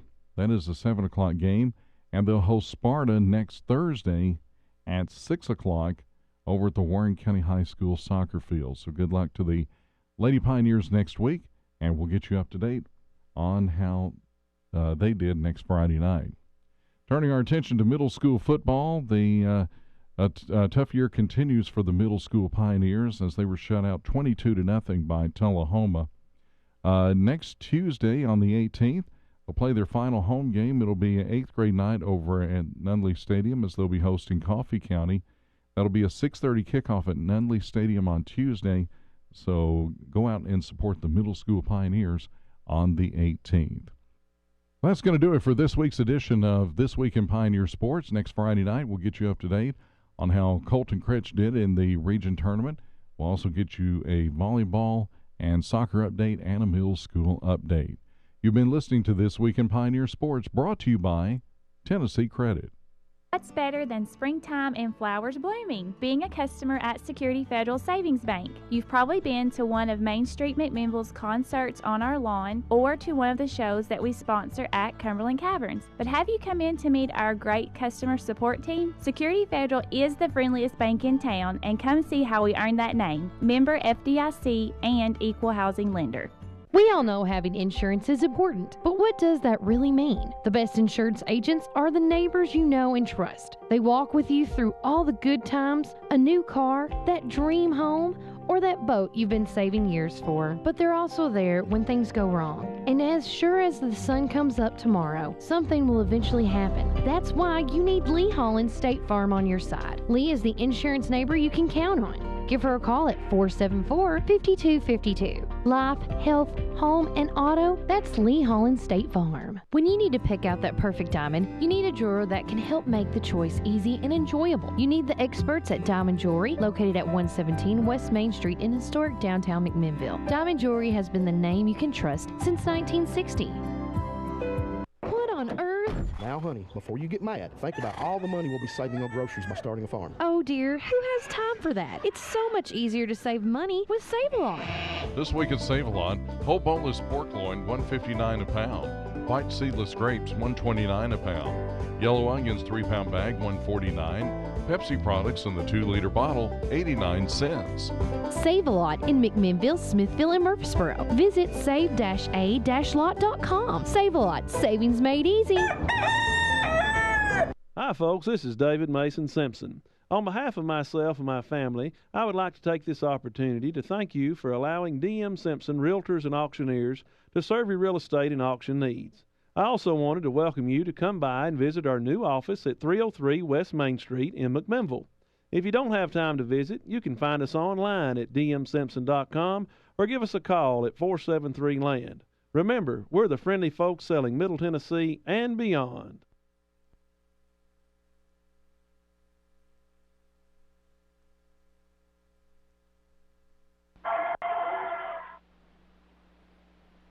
Back at Nunley Stadium at halftime.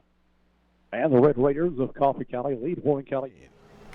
A score in from Sparta, homecoming at White County tonight. But Franklin County leads White County by a score of 28-6. Right now, the Pioneer Pride Band is on the field, getting ready for their performance tonight in front of the home folks. As we mentioned earlier, kind of a sparse crowd here tonight from Warren County for this home game, as got a few distractions around town, mainly the Warren County Fair. A lot of folks out there, I guess. Yeah, I just hope so, because they're not here. But yeah, it's well, kind of what you expect on Fair Week. Yeah.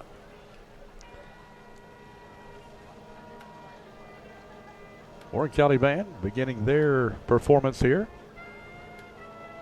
Tell you what, we'll go down on the field, get a little music from the Warren County Pioneer Pride Band.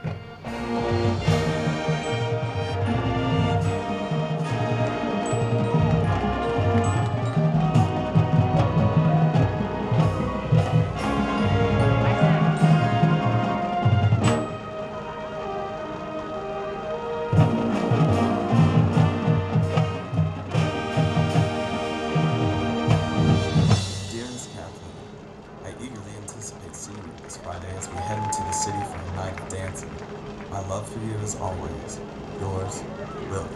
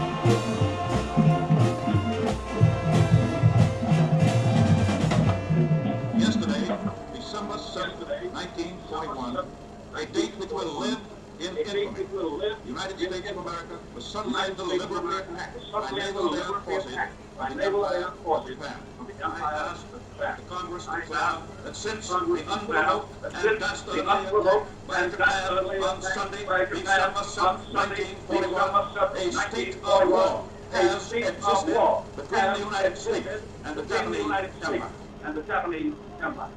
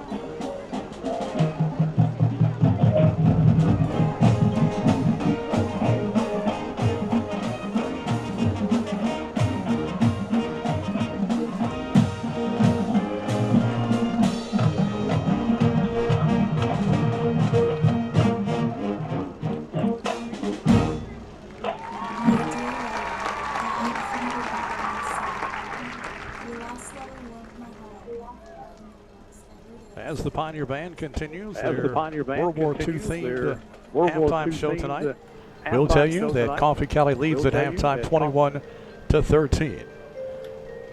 I was looking down here during the as they were playing the Marines hymn.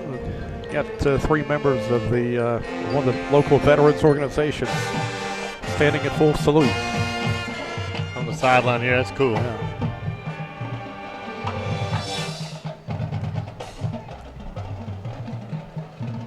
Band continuing their halftime show here at Nunley Stadium as my colleague here mops his brow because it's a little bit sweaty in here tonight. It's a little humid, but that's this time of year. So actually, at the middle of September, you'd think it'd be a little bit cooler. A little bit cooler, but today was in the 90s today. So it was. A year ago it was cool. It was cool weather a year ago, but not a whole lot we can do about the weather, I don't guess. Halftime, 21-13, Coffee County on top. Red Raiders making their way back on the field across the end zone to our right, the north end zone, as the band continues their performance. We'll take a break and come back with the second half in just a moment.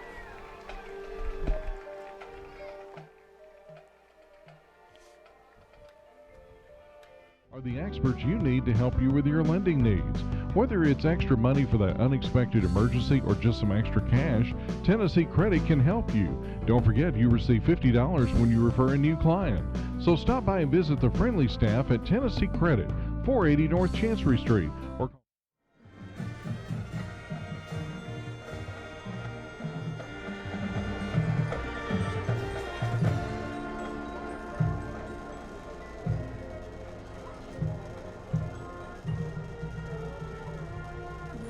It has been weeks since your last letter. I cry every day when the mail comes and there isn't a word from you. I dread getting the letter that Martha received. Wherever you are, whatever is keeping you, please come home to your heart. Eat this letter.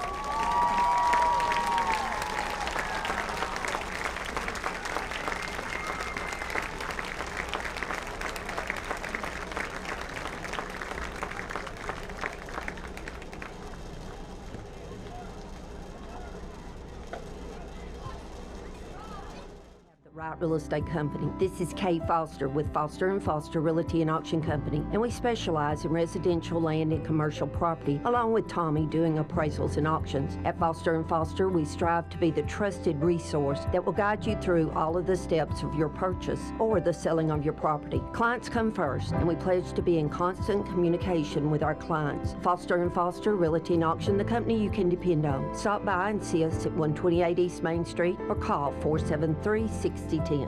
Natural gas homes have the energy-saving ideas others talk about. Energy-saving insulation, efficient windows, doors, on and on. With one big advantage: natural gas water heating. Heats twice as fast, and today, like yesterday, gas water heating saves on utility bills over same-size electric. Home builders build natural gas homes that are energy efficient. Yesterday, today, tomorrow. Tennesseans say natural gas.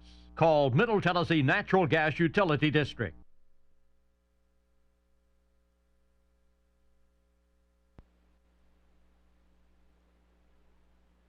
At halftime, it's Coffee County 21, Warren County 13. Down on the field, we mentioned a couple of times tonight, our sideline reporter tonight is Abby Hodge. She was a freshman at Warren County High School. Abby, you've seen a number of players across that trainer's table tonight with injuries. Let's talk a little bit about C.J. Taylor. What did it look like for him?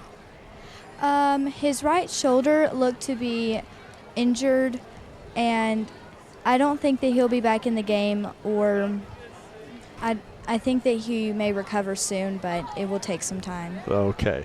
All right. Well, thanks a lot, Abby. Abby, what's it been like this week at Warren County High School as far as the preparation for tonight? You mentioned that this was a whiteout night. Is that right?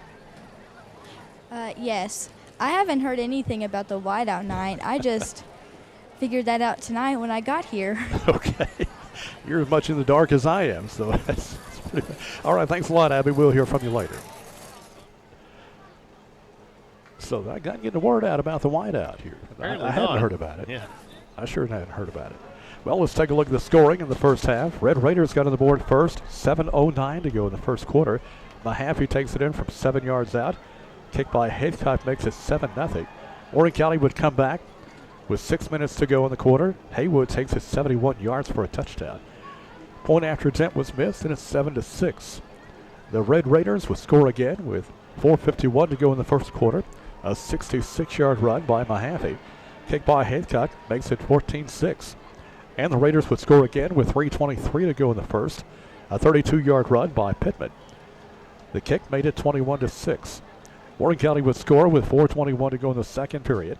Haywood takes it 45 yards for a second touchdown. Kick by Curtis makes it 21-13. That's where we stand right now. First downs, Warren County with 4. Red Raiders with 6.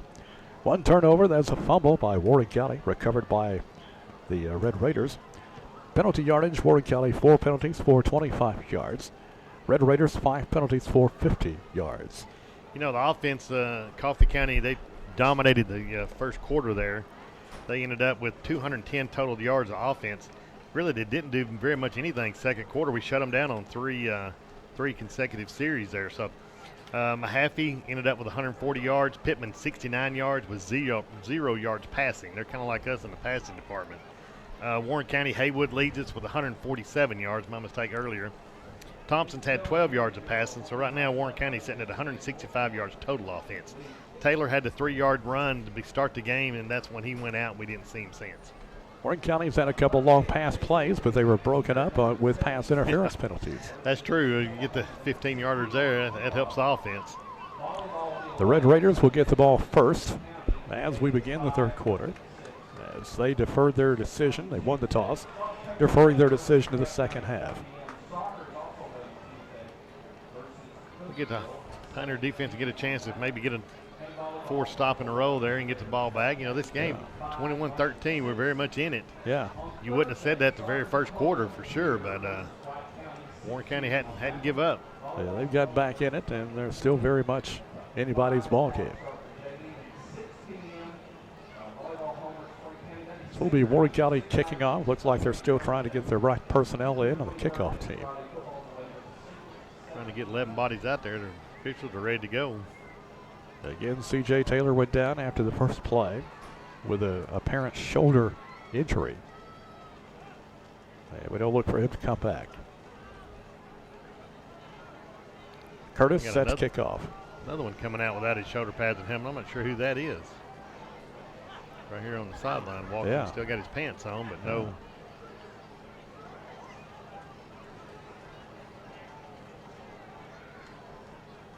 Curtis ready to kick off.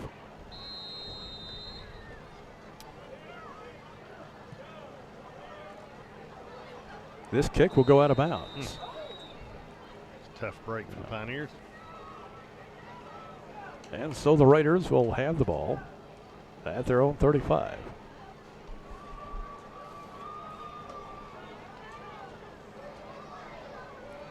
First and 10 Red Raiders at their own 35-yard line.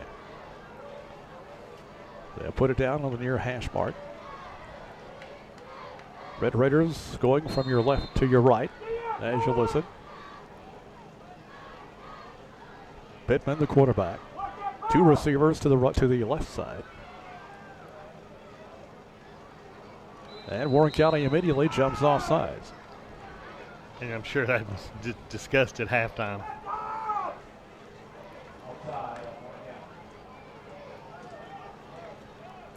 That'll put the ball out to the 40. It'll be 1st and 5.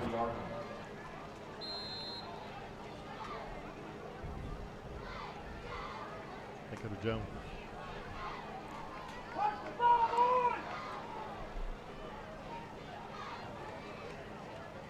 Pitch goes to Mahaffey, trying the far side.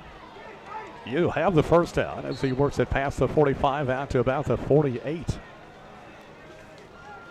Got there and got to turn the corner there and picked up about 8 yards. 7th first down of the game for the Red Raiders. 1st and 10 Raiders at their own 48. Just underway in the third quarter. Raiders leading 21-13. Coffee County getting the play in from the sideline. 2 receivers left. Pittman in the shotgun. Pittman will hand him a half. He's straight up the middle. He'll get it out to midfield, which is a gain of about 2. Actually, 1.5 yards. We'll call it 2nd and 8. Good job by the Pioneer defense there. Second down 8 from just on the Coffee County side of the 50.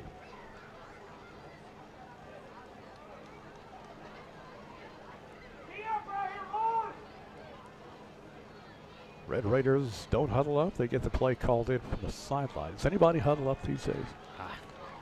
Very seldom. 2 receivers right. Pitch goes to Mahaffey. Mahaffey with some running room. He'll finally go down after a gain of about 4. Close to they'll mark him at the 45 in Pioneer territory. It'll be 3rd down. 3rd and 3.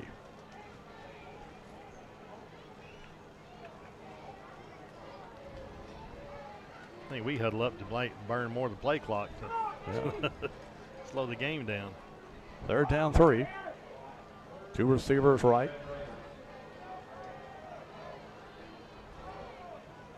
Man goes in motion. Pittman gives to Mahaffey. He's got some running room. Cuts it outside. 35-30 to the 25, and down he goes at the 25-yard line. Mahaffey's got some moves on it. He got some moves, but unfortunately Pioneer still missed tackles. Ball at the Pioneer 25. It'll be 1st and 10 Raiders.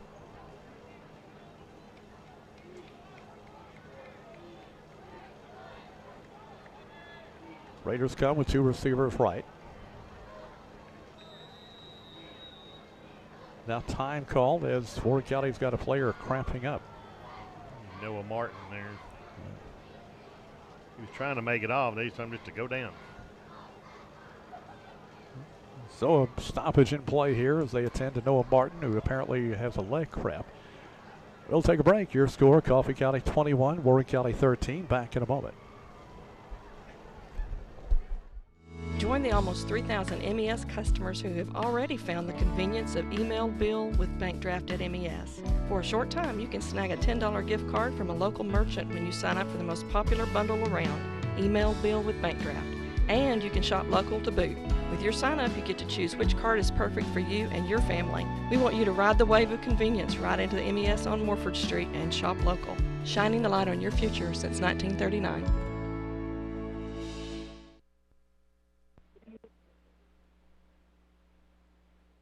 Noah Martin walking off under his own power, apparently a leg cramp. When we resume action, Coffee County will have the ball 1st and 10 from the Pioneer 25. Just underway here in the 3rd quarter. Coffee County leading it 21-13. Raiders come with 2 receivers to the near side. Pittman in the shotgun. Pittman pitches to Mahaffey. Up the middle. Pioneers bring him down at the 20 after a gain of 5.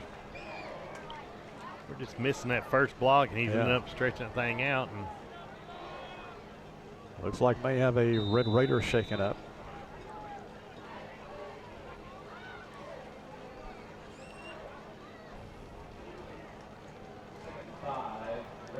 That is Eli Norton shaken up on the play. He'll be helped off, walking off under his own power. 2nd down 5 from the 20. 2 receivers right. I don't know why I mentioned them. Yeah. Now 1 receiver to the far side. I think that is Pittman to the far side. Let's see. Man goes in motion. On the keeper, he's got a lot of running room outside to the 15, to the 10, and out of bounds. That is Mahaffey taking the direct snap. He works the ball to the 8-yard line. Wow. They lined up the quarterback, Pittman, as the wide receiver to the left side. It's going to be 1st and goal for the Red Raiders at the 8. fake the jet sweep and just come back to backside, and Warren County didn't have anybody there. From the 8, first and goal. Pittman in the shotgun. Pittman giving to Mahaffey. Mahaffey will go down, trying to stretch it forward. Looks like he'll go down about the 7. Like he had 2 Warren County players hit him. They almost slipped through them. Yeah.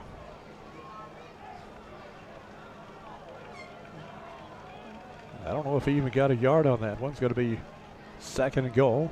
We'll call it the 7.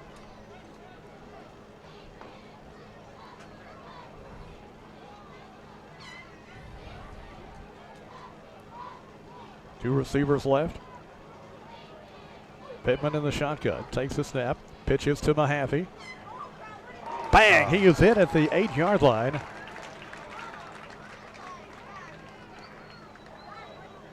Who was that? That is 28. And I've got conflicting rosters here. That is Hunter Pezzamenti. Yeah, freshman. Good job. That was a good lick. It's going to be third down and goal from the 9. Man goes in motion. Give goes to the motion man, trying to get outside, and he will be dragged out of bounds at the 5. Make it the 6. Good job by the Pioneer defense. Just kept stretching that out. And the ball carrier is shaken up on the sideline. That was C.J. Anthony. I'm sure the Pioneers would like to give him a little extra shot. He is, he may be cramping up too. He's sitting out of bounds on the near sideline. They're going to bring the training staff from Coffee County over to have a look at him. We'll take a break. We'll come right back. You're listening to Pioneer Football. Get your vehicle ready for fall with the savings at your Napa Auto Parts store. Clean up your brakes with CRC Brake Clean, 2 for $6. Need your diesel engine service? Rotella diesel oil, only $14.99 a gallon. Stock up on Lucas fuel treatment for only $3.99. Has your ride been riding rough? Smooth your ride out with KYB shocks and earn money back with this month's rebate. Save on these items and more at your Napa Auto Parts store in McMinnville, located on Beersheba Highway.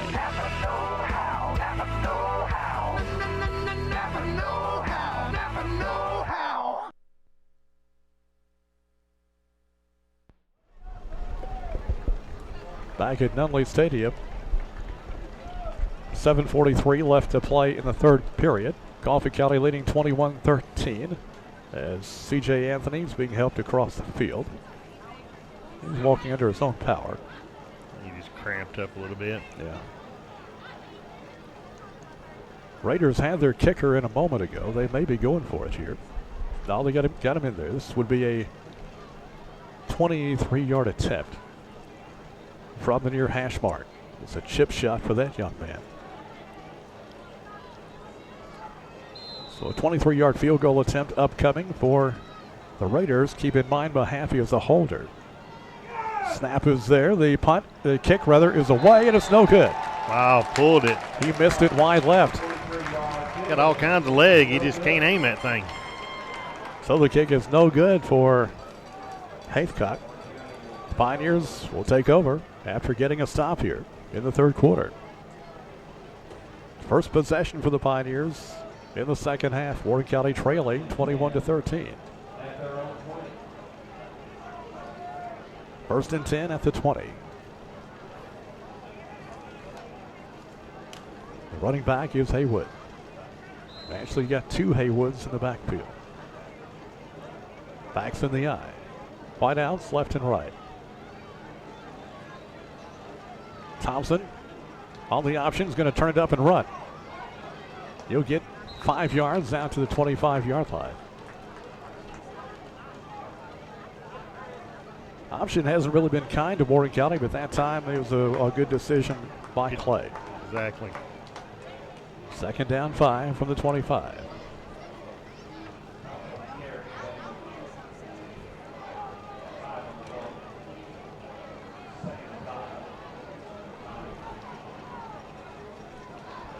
Wide out to the near side. Backs in the I formation. Thompson pitches to Haywood. trying to get to the corner. He'll be thrown for a loss back at the 18. Yeah, missed a block there on the edge. That was Colin Ward getting back there, making the play for Coffee County.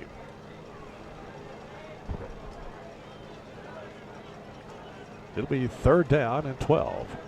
It's our wing back there to get a Olay lookout block there. Yeah.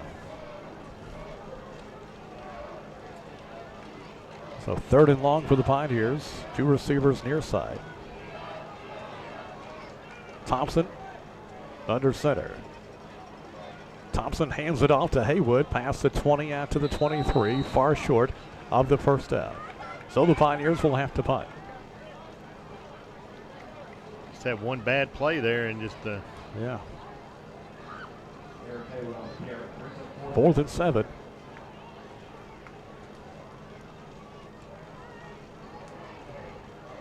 Ashburn in to punt the ball away.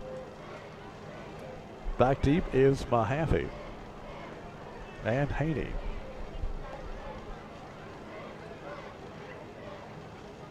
High snap. The punt is away. Wobbly kick. And Haney will get away from it. Takes the Warren County roll down to the 40-yard line. Coffee County guy right in the middle of that. Red Raiders will take over 1st and 10 from their own 40, leading 28-13.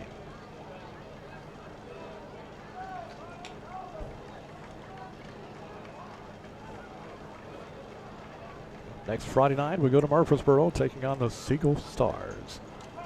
Hope everybody can make the trip with us. Not literally, of course. We don't have enough room in the vehicle. Get a bus. We need to. Pittman in the shotgun. Hands to Mahaffey. He'll fall forward for a yard to the 41. They'll give him the 42. 2nd down 8. Hopefully we can get that air conditioning fan, the vent fan fixed for the convenient or the. Well, normally crowd noise will be covering that up, but not tonight. Yeah, maybe it's been out and we just hadn't heard it. 2 receivers right side. Pitch goes to Mahaffey, trying the near side. Comes up, slips one tackle. He's being hemmed in. Finally dropped after he gets out to the 47. I mean, that was 5 yards. It could have been held at the line of scrimmage right there. I don't know how many Pioneers hit it, but he just wouldn't go down. They'll give him the 46. It'll be 3rd down and 4. Part of the problem, Pioneers are just hitting him instead of wrapping up. I mean,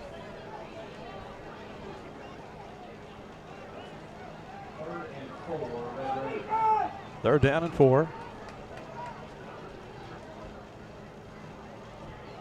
Pittman in the shotgun. Looking to the sideline. Pittman taking the snap. Pitches to Mahaffey. Mahaffey with a lot of running room to the 50, 45, to the 40, to the 35, and finally down inside the 30. And a late flag coming out well after the play.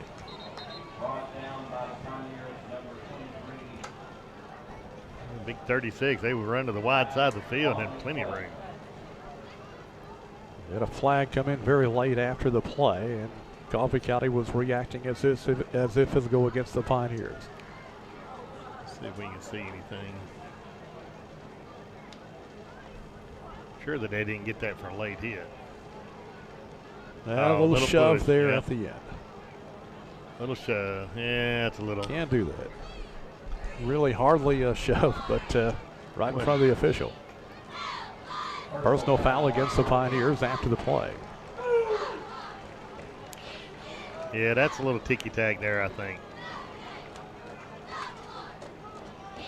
They'll mark off the penalty all the way down to the Warren County 16-yard line.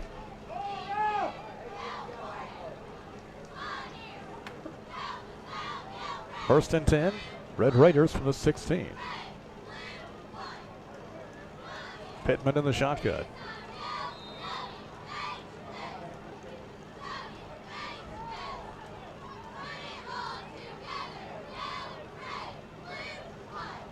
Now Pittman looking to the sideline.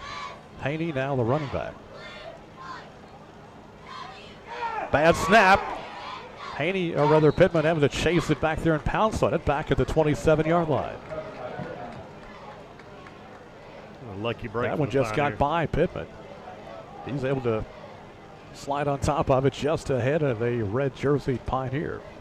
They're going to give him the 25. I think they were generous. Ooh, that ball went, didn't come close to Pittman.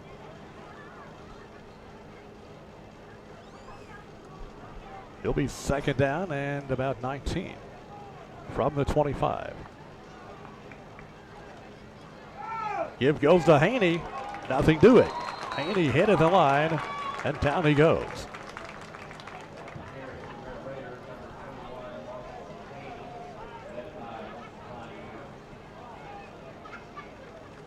Definitely the interior of the Pioneer defense has gotten it together since the first quarter. Now we're still lacking some on the edge, but they're not getting much up the middle. Ball at the 24. It's going to be third down. Third and long.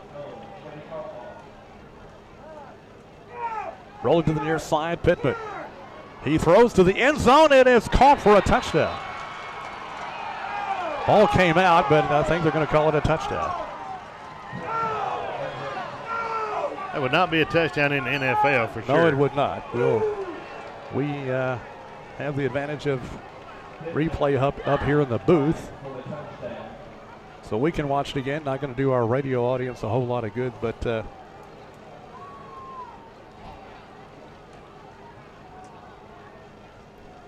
on the receiving end was Trace Bryant.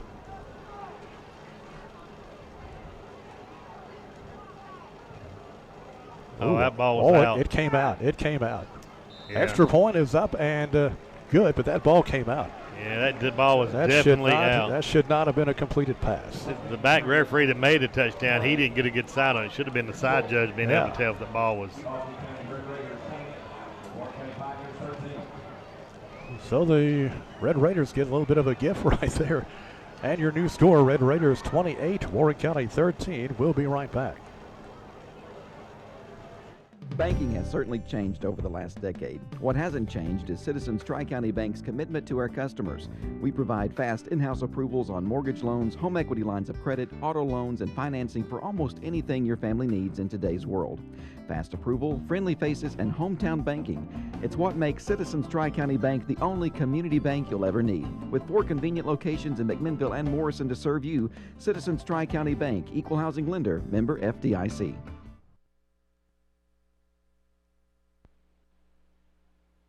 Coffee County gets on the board again. They lead 28-30. Replay that we're looking at right now. The ball was knocked. Oh my goodness! It was knocked out of his hands. He did not have possession. Wasn't close. He did not have possession. Here's the kickoff. Line drive kick. That'll go through the end zone for a touchback. Well, if this was the NFL, that touchdown would not have stood. We'd throw that red flag out there. And but this is high school football, and we don't have replay here. So. And, and not to criticize referees, but a lot of times we don't get the A-game referees up here. So most of them in our conference are doing the Murfreesboro schools or somewhere down there. Ball at the 20-yard line. First and 10 Pioneers. Got some catching up to do now. They trail 28-13. Wide out to the near side. Now wide outs left and right. Thompson under center. Gives to Haywood. Gives it out to the 22. Only a gain of a couple. Looked like he had a big hole, but it closed up quickly. It closed quick, didn't it?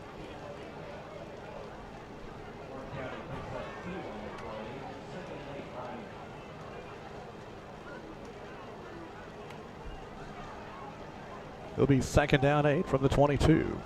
1:28 to go in the third quarter. Raiders lead 28-13. 2 receivers near side, backs in the eye. And timeout's going to be called by the Pioneers. Timeout on the field. 1:17 to go in the third. Your score.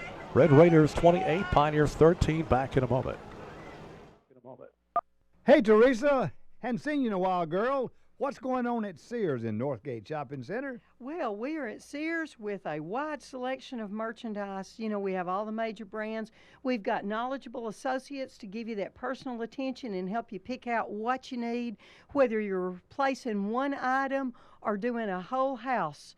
We are there to help you with your appliances, with lawn and garden. Hey, and it's fall cleanup time. That's right. I love Sears. You will too. Northgate Shopping Center. Back at Nunley Stadium. Pioneers trailing 28-13. Need a big play right here. It's going to be 2nd and 8. As the Pioneers have got some catching up to do. Second and 8 from the 22. Whitehouse left and right, backs in the eye.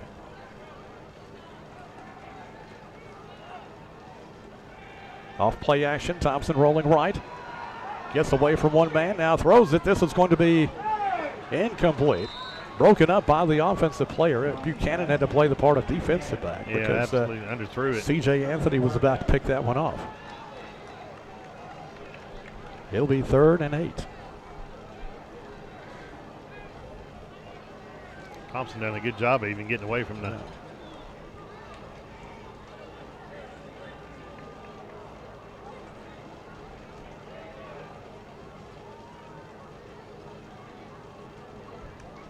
Yeah, it's a good job by the intended receiver reaching in there, knocking that one down. 2 receivers near side, 1 to the far side. 3rd and 8. Thompson takes a snap, dumps it in. No, it's batted down. Batted down and a fine defensive play by Colin Ward. Another 3 and out by the Pioneer offense. 4th and 8. Pioneers are going to have to kick.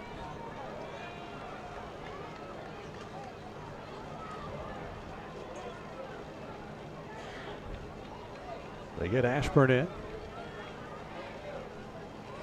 Back deep will be Mahaffey.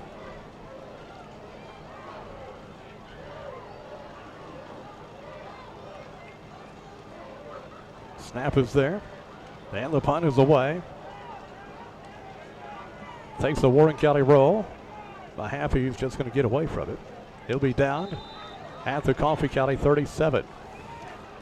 So that's where the Raiders go to work. We're under a minute to go in the 3rd. And the Raiders lead it 28-13. Trying to get their first win of the year. Pioneers trying to snap at, trying to get our 2nd win of the year, but I tell you what, it's not looking good right now. Not right now.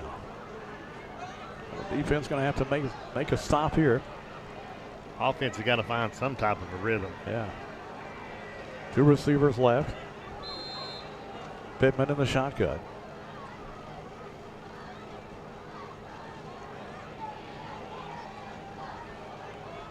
Pittman looking to the sideline now. He'll take the snap.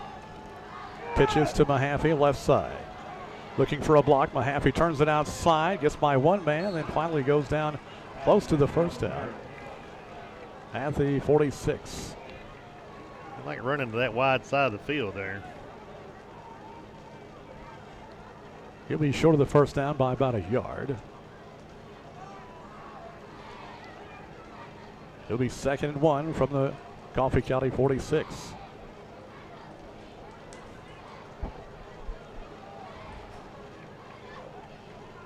.44 seconds left to play in the 3rd quarter.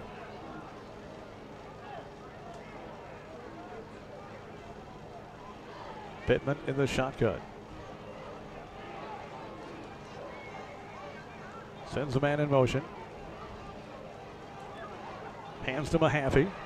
Mahaffey will have the first down. He'll be hit at the 49-yard line and driven back. But he'll have the first down for the Red Raiders. 11th first down of the game for Coffee County.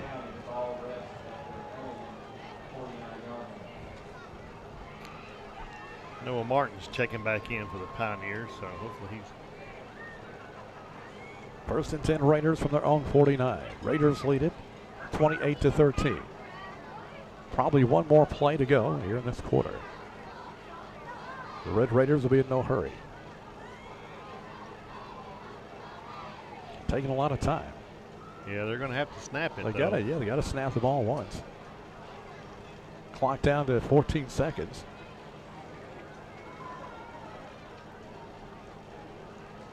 They're going to call a timeout. Down to 3 seconds.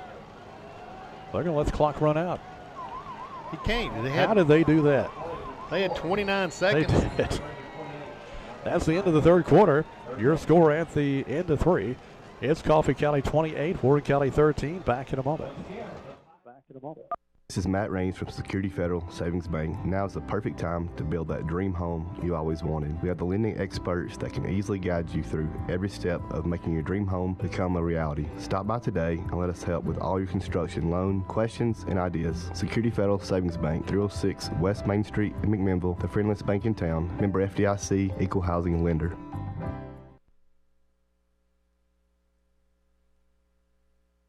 You never know when a medical emergency will arise, but when it does, time and access to world-class patient care can mean everything. Air Medcare Network offers no out-of-pocket cost if flown by Airback Life Team, Life Force, or other Air Medcare Network providers. That is why membership is so important. If you or your family have a medical emergency, our network provides medical transport, dramatically reducing travel time to an emergency treatment facility. For financial peace of mind, join today. Call me, Kristen Ware, at 931-304-3150.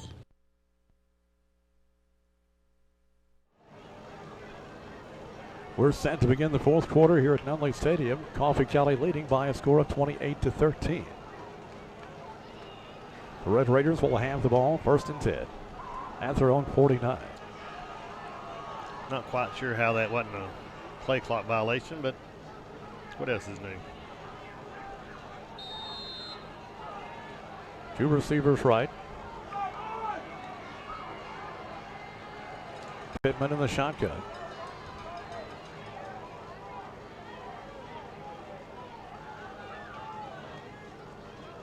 Fakes the pitch. Now he's going to go long. Pass is going to be incomplete. That was intended for C.J. Anthony. They trying him. He wants to have a big night here. Yeah. It'll be second and 10. From the 49. Good job by the defensive secondary being there.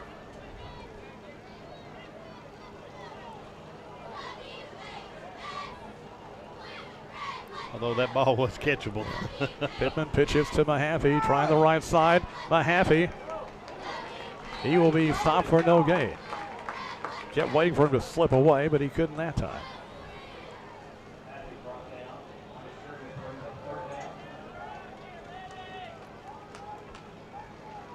Good defense that time by the Pioneers. That was Pezzamenti getting back there.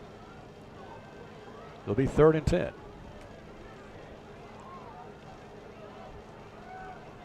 Two receivers left.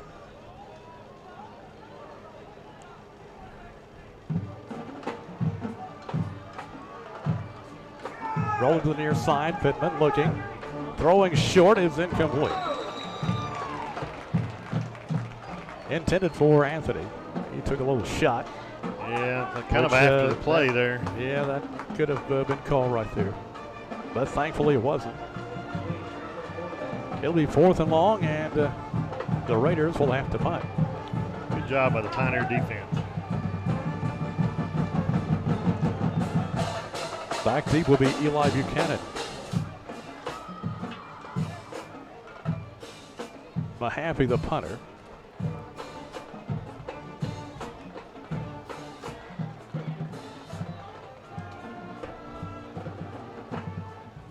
He's going to run it.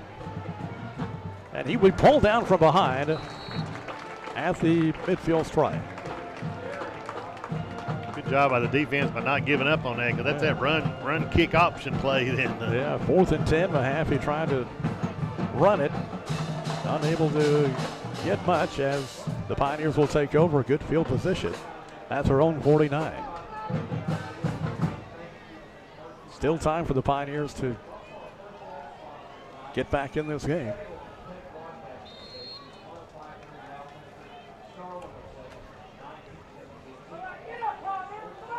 Whitehouse left and right, backs in the eye.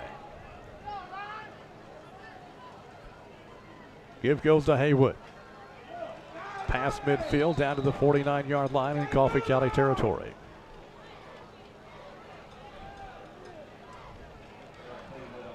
Tell you what, through the third quarter, I mean, since halftime, Pioneers has only got 14 yards total offense. It's just tough going for offense here. Whatever adjustments Coffee County made at halftime has really shut us down.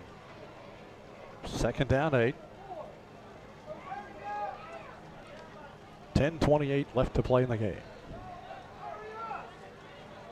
3 receivers to the near side.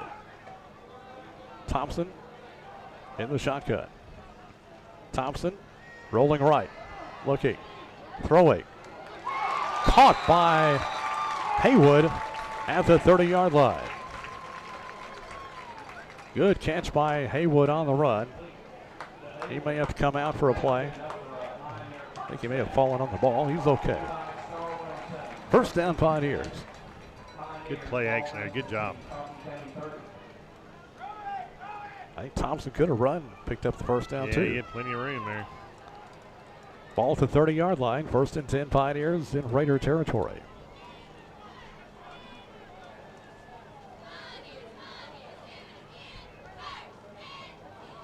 Thompson under center. Fakes the handoff. Getting pressure. Thompson throws, got a man open. It is incomplete. Oh, my goodness. Pass a little bit too high over on the far side for the intended receiver. Wide open. That was Haywood, I believe. Coming up on that far side. Down. An official's timeout. Got a Pioneer down. This is downfield at the 10-yard line. Probably a cramp. That is Buchanan. I think we've seen him cramping up earlier.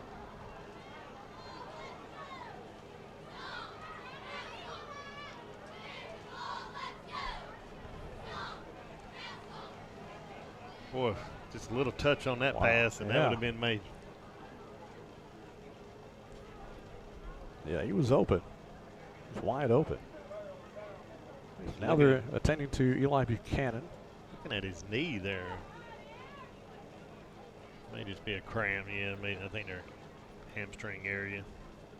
Clock stopped, 9:43 to go. It will be 2nd and 10 from the 30 when we resume action. Coffee County leads it 28-13.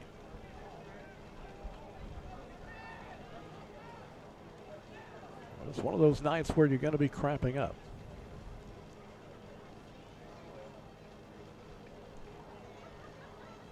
You know, we were wearing a jacket on Monday of this week. Yeah. Cool enough, and going to have cool mornings sometimes. I mean, for Monday afternoon, it was just a cool day, and then with a hurricane, and we're supposed to get some of that rain, I think, by Monday. I think so, yeah. Still attending to Eli Buchanan. We'll take a break. We'll come right back. It's 28-13 Coffee County. You're listening to Pioneer Football. We all know having insurance is important, but what does that really mean? The best insurance agents are the neighbors you know and trust. They walk with you through all the good times, a new car, that dream home, or that boat you've been saving years for. But they're also there when things go wrong. And as sure as the sun comes up tomorrow, something will eventually happen. That's why you need Lee Holland State Farm on your side. Lee is the insurance neighbor you can count on. Give her a call at 474-5252. Life, health, home, and auto, that's Lee Holland State Farm. Eli Buchanan making his way off the field. It looks like a cramp. He's kind of doing that Frankenstein walk there. 9:43 to go in the football game. 2nd down 10 from the Coffee County 30. 3 receivers to the near side. Thompson in the shotgun. Thompson hands off to Kane Haywood as he'll get it 5 yards up to the 25.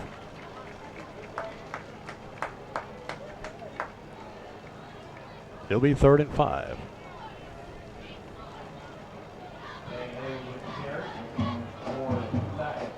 3rd and 5 from the Coffee County 25. Pioneers trying to get into the end zone, make a game of it here. They trail 28-13.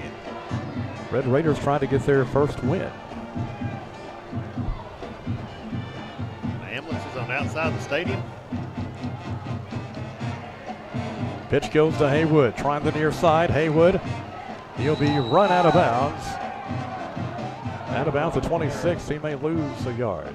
Pioneers, I think, thought there was a little extra punch there that shouldn't have been there. Didn't get any blocking there. It's going to be 4th and long. Pioneers are going to have to go for it. Been something going on outside of the stadium over here. A couple of ambulances at the south end. 4th down 6 from the 26. 3 receivers to the far side. They have to call a timeout here. And that's what they're going to do. They're lined up in the wrong formation. Something I can see Coach Moore yelling. So timeout is called by the Pioneers.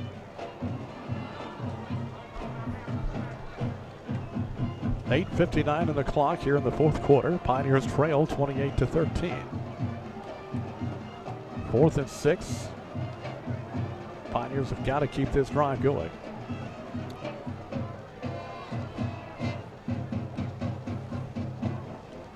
Hopefully he can come up with something here, 4th and 5. You know, we've only had that one 20-yard pass play. It's about the only offense we've had right now. So he had that wide open guy out there in the flats and just overthrew him.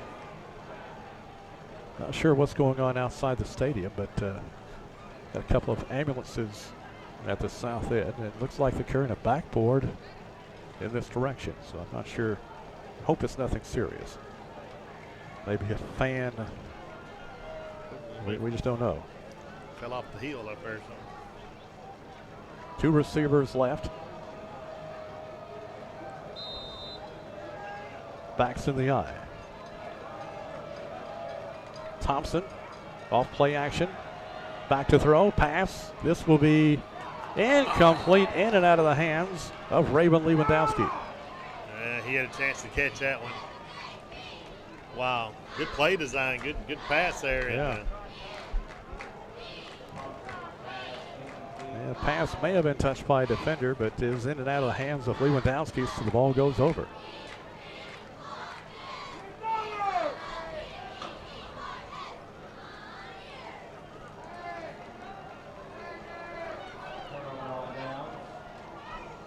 .8:51 to go.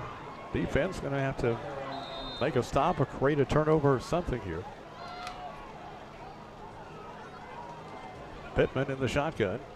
Pitches to Mahaffey. Turns it in the middle.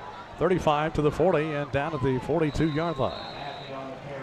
Mahaffey is a good, smart ball carrier. Looks for that blocking, gets behind it. Finds a gap and he explodes through that gap. He sure does that.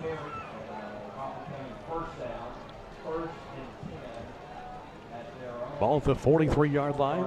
1st and 10. Understand as a visiting fan was carted off in the ambulance. Hope he's okay.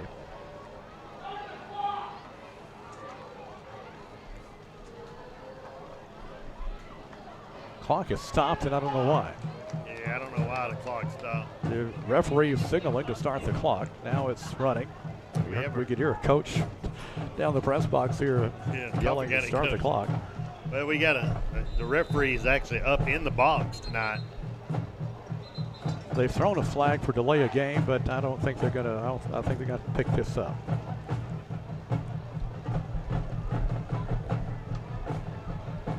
So a little bit of a mix-up involving the clock here. They've thrown a flag, but I think they'll pick it up. I'll be surprised if they don't, because they were calling for the clock to start.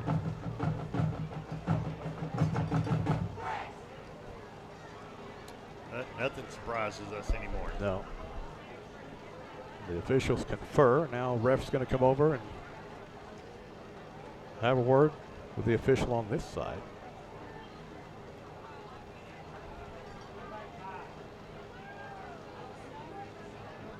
So I don't know what's going on. Last game we had a little problem with the clock in the second half. They solved that. They put the referee up in the box for this game. Then they're going to run some more time off the clock and play it again. Franklin County has beaten White County 48-6. Wow, White County is probably going to go 0-10 again this year. They're having their problems. See if I can find a Siegel score. They probably got an off week waiting on homecoming next week for us. Well, we got the clock down to 8:16 now. I think we're ready to play. Coffee County will be in no hurry.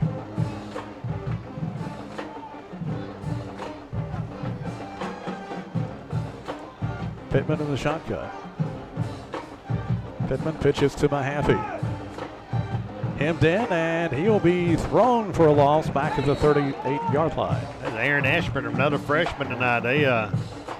Freshmen are stepping up tonight.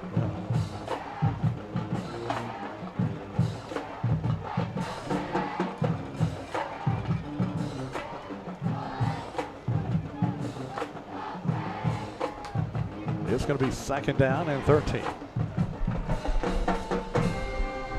Ball at the 40-yard line. 7:22, clock running here in the 4th quarter. Coffee County leading 28-13.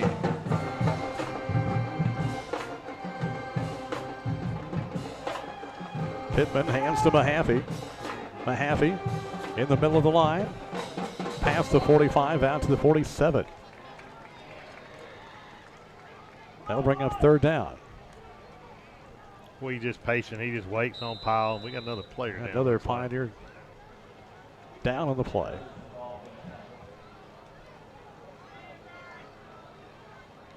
So again, the training staff from Warren County will make their way out to see about the injured player.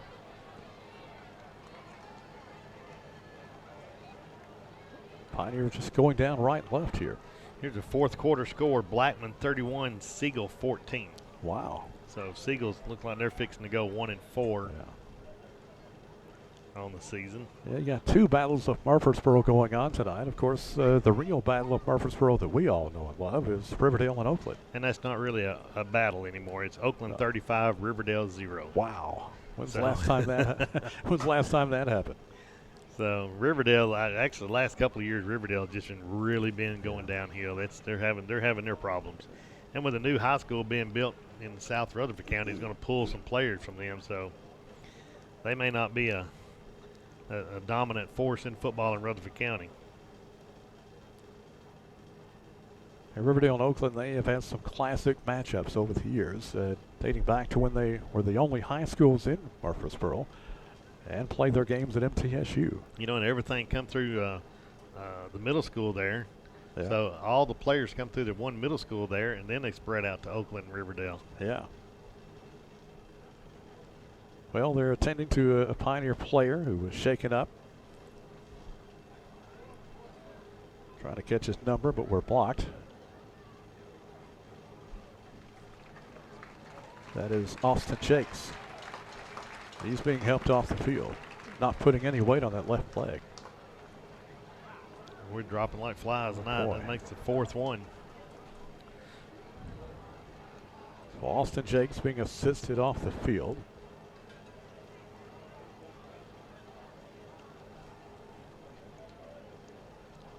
Don't have a score tonight on the DeKalb County, Grundy County. That should be. Yeah, playing up in Colmont.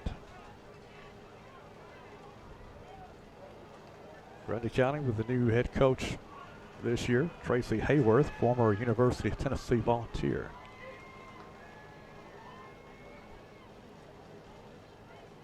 Speaking of which, the Volunteers will be playing tomorrow.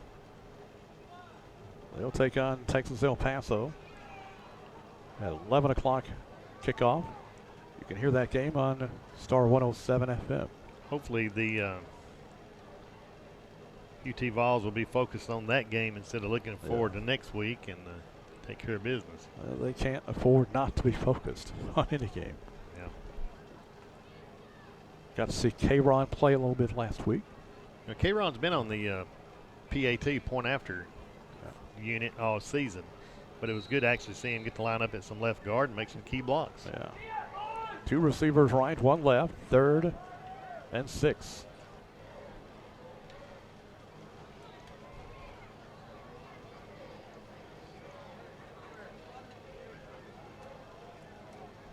Man goes in motion. Pittman's going to keep it up the middle. And he will fall forward. He will have the first down. Man, that's so close right there. He was hit at midfield, still able to drive forward and fall forward. That was not Pittman. That was Mahaffey. Another direct snap. Yeah, Pittman and Mahaffey have done all the damage for Coffee County.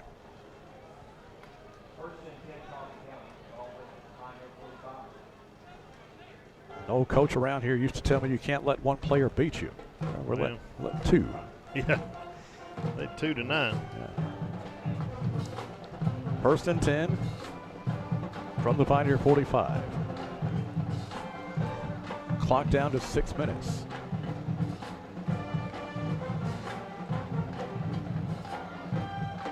Pittman hands to Mahaffey. Mahaffey hit at the 40, still driving forward to the 38. Pioneer defense is tired. And the clock's down below 6 minutes now, and Coffee County can start to feel it. They can. They've been frustrated this season. They haven't had a win in quite a while, and looks like they'll get their first one here tonight unless things turn around in a hurry. Ball at the Pioneer 38, 2nd and 4. Pioneers dressed 41 players tonight, and we've heard 4 of them tonight, so that's not a very good outlook for next week. Pittman going to keep it. Trying the far side. He will be short of the first down by about a yard as he'll go down at the 36.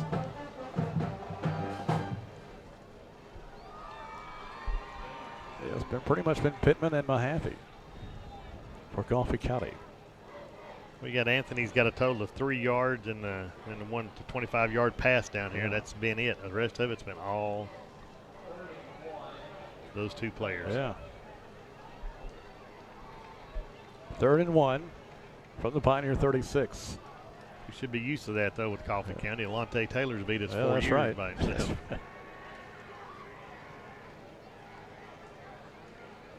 Pittman takes the snap, gives to Mahaffey straight up the middle. He will have the first down and more. 30 to the 25, to the 20, to the 15. And down he goes inside the 10 to the 6-yard line.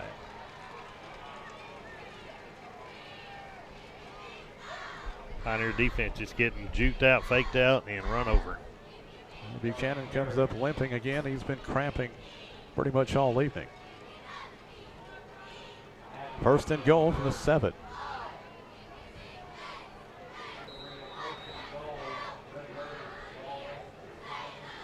Clock getting down to the 4-minute mark.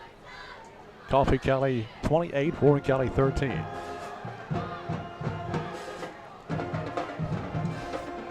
Haney now in and running back.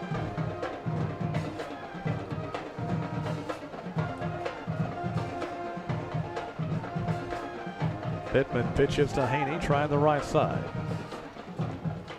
He'll be hit and dropped as he gets it down to about the 6.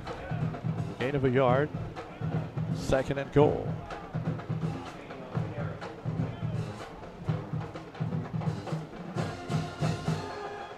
Thompson coming out in defense. Buchanan coming out, limping.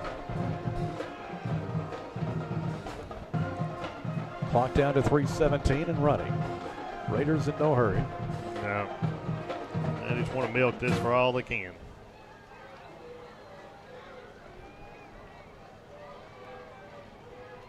Pittman in the shotgun. Now flag on the play. It's going to be a false start against the Raiders.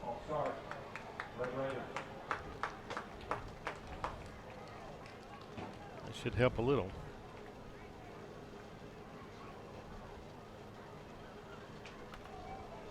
For the Raiders, 6 penalties, 55 yards.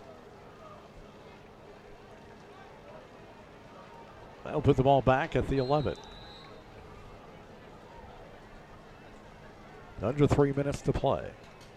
Second and goal from the 11.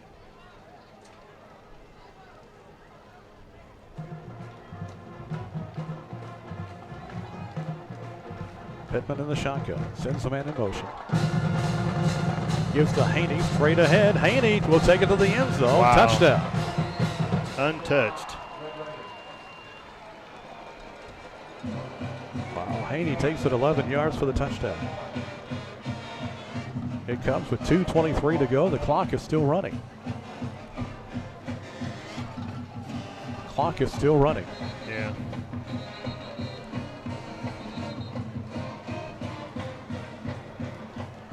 Be about 2:21 on there, I think.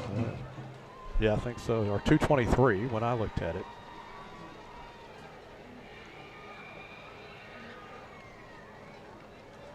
They'll tell them to put some time back on it, but I don't think they really have a clue either.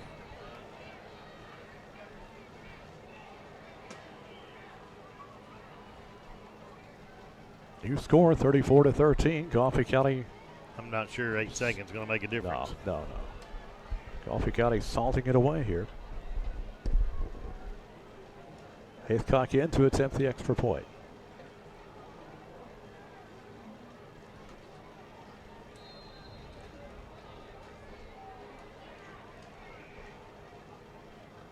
Snap is down.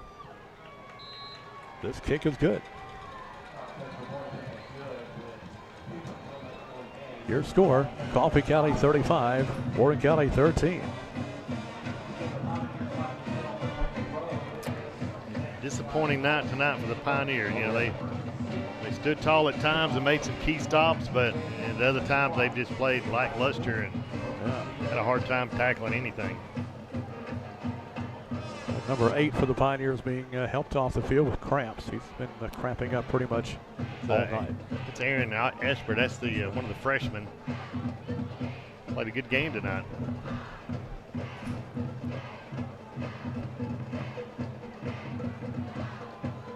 Pioneers need to get some hydration.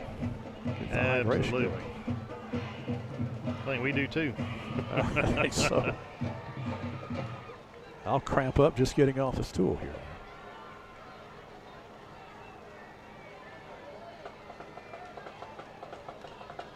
Coffee County ready to kick off. 2:21 left to play.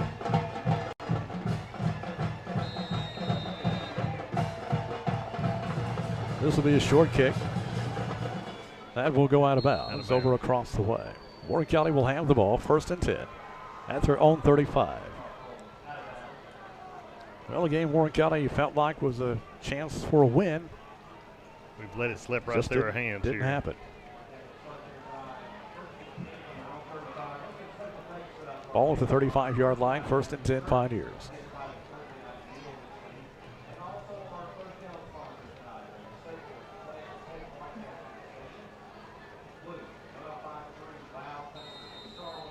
Hard to believe we've reached the halfway point of the season. It really is. I've always said that once the football season takes forever to get here. Yeah. And then once it starts, it seems like it just rolls right on by. We're in week 5 and starting the second half next Friday night as we'll be on the road at Siegel. Yeah. And it, like I say, it just goes fast. There's only 2 more games left in the middle school season, and it just seems to go fast. Pioneers having to take a timeout here. That may be their final timeout.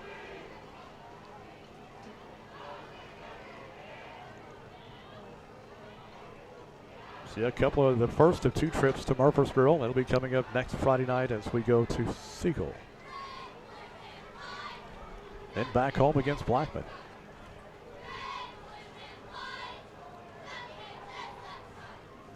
Ashley back home after Siegel. We're back home for 2 games.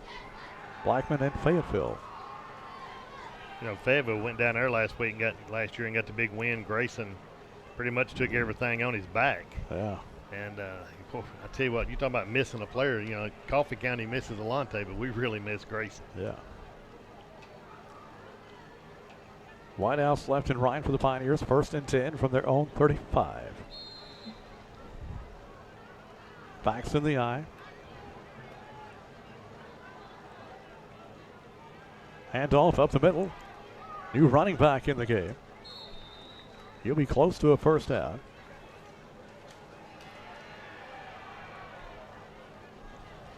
Who was that? Say number 40, who we do not have on our roster. Take a look. Xander Lee. Xander Lee. I didn't know he was with the team. He stepped away and then I think stepped back. So Give goes to him again. Xander Lee past midfield into Coffee County territory at the 46. That's the first down.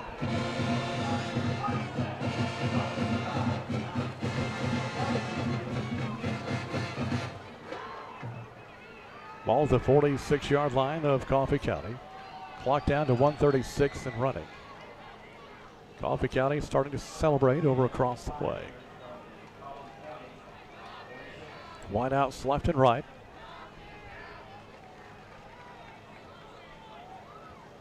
Give goes to Lee. Pulling tacklers with him as he works it down to the 40. See what, he's got some hard running right there. He'll be a welcome addition here in the second half of the season. Clock down to the 1 minute mark. 2nd and 3 from the 40.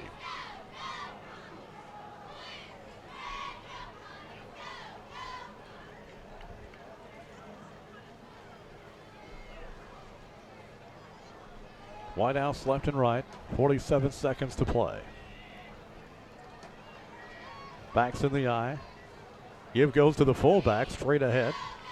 He'll be close to a first down. Which one's that? Moves it to the 37. That is number 5, Carter Mansfield. 3rd and 1. Time for probably one more play.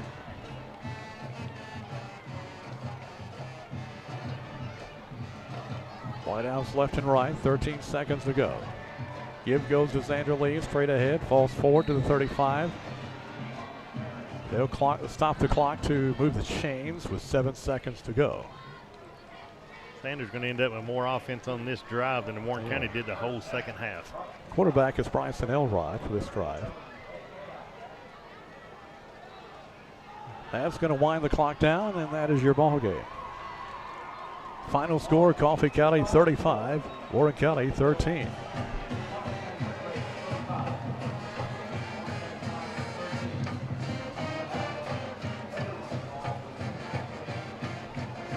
Now, rather classless move by some Coffee County fans, planting their flag and the Warren County logo in the middle of the field. Probably lucky they didn't start something there. Yeah, that's totally classy by their fans. They shouldn't even be out there, to tell the truth about it. They're exactly, not until.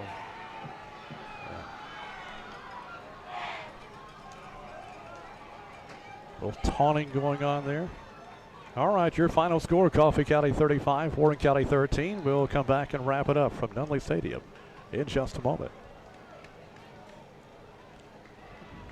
Your first home, or maybe downsizing or upgrading from your current home. Is it just time for a change? Paul Holder Realty and Auction Company can answer all your questions about buying or selling. Paul Holder Realty and Auction Company is a family-owned business that's been serving Middle Tennessee since 1955. Stop by their office today at 108 East Main Street in McMinnville, or you can call at 473-7321 to get the area's hardest-working real estate company working for you. Firm license number 33.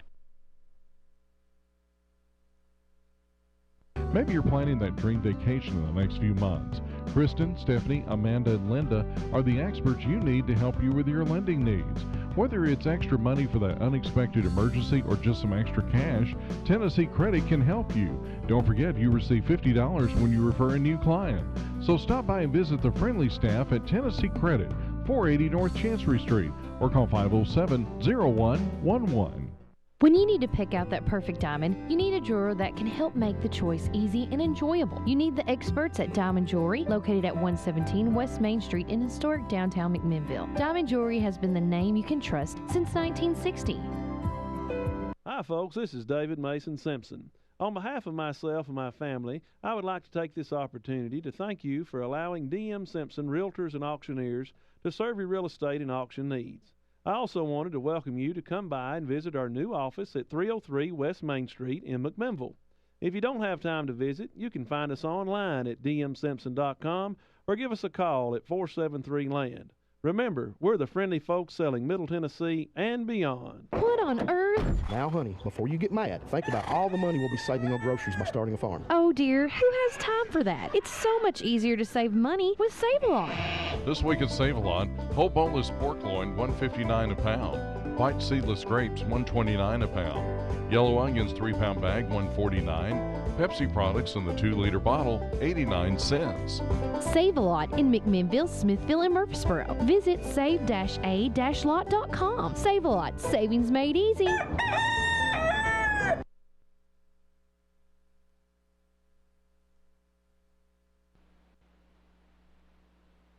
Coffee County defeats Warren County 35-13. Taking a look at the scoring. Red Raiders got on the board first with 7:09 to go in the first quarter. Mahaffey takes it in from 7 yards out.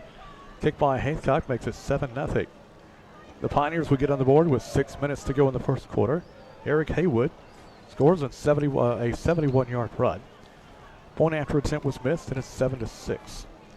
Red Raiders would score again with 4:51 to go in the first quarter. 66-yard run by Mahaffey.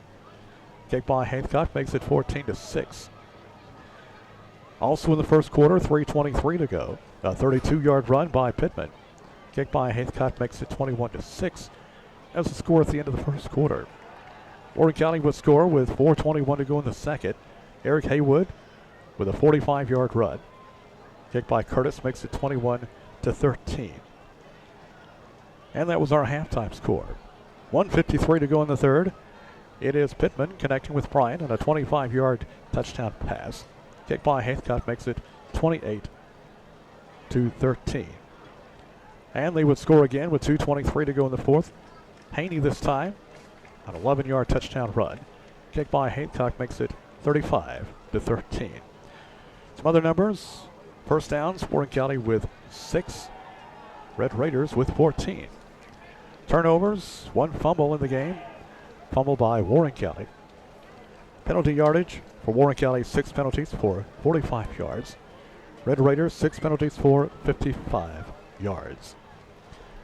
If you'll give me just a second, I had to recalculate that because that was just amazing that we let Mahaffey, or however you say his name. Mahaffey. Yeah. He had 161 yards in the second half. Finished tonight with 301 yards rushing. That just blows my mind that the Pioneers give up that much. Again, for the second week in a row, Pioneers ended up with about 74 yards total on the second half.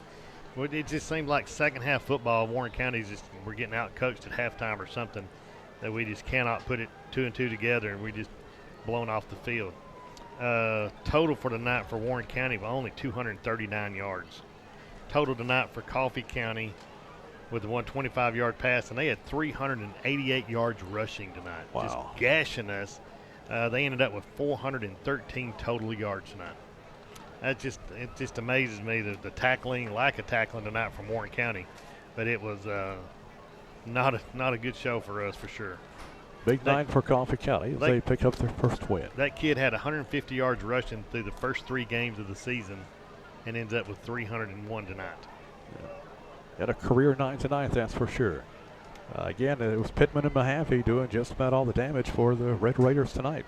Yeah, unreal. So a tough night for the Pioneers. And, you got to go back to work, get ready for a trip to Murfreesboro next Friday night. Sometimes a road trip's what you need. You know. I'm not sure. I don't know if a road trip to Murfreesboro is what Siegel's going to be mad for sure, but I don't know if that's going to be what they need or not. Yes, Siegel will be looking for their first win. So won't be easy. The Pioneers have got to fix what the problem is in a hurry. Another region game next week. Warren County falls to 1-4. We're at the halfway point of the season. Again, we go to Murfreesboro next Friday night as Warren County takes on the Siegel Stars. We'll have the broadcast right here on Sports Radio 1230 WAKI. Again, your final score tonight: Coffee County 35, Warren County 13. For Jeff Lee and Abby Hodge, I'm Jay Walker. Good night, everybody.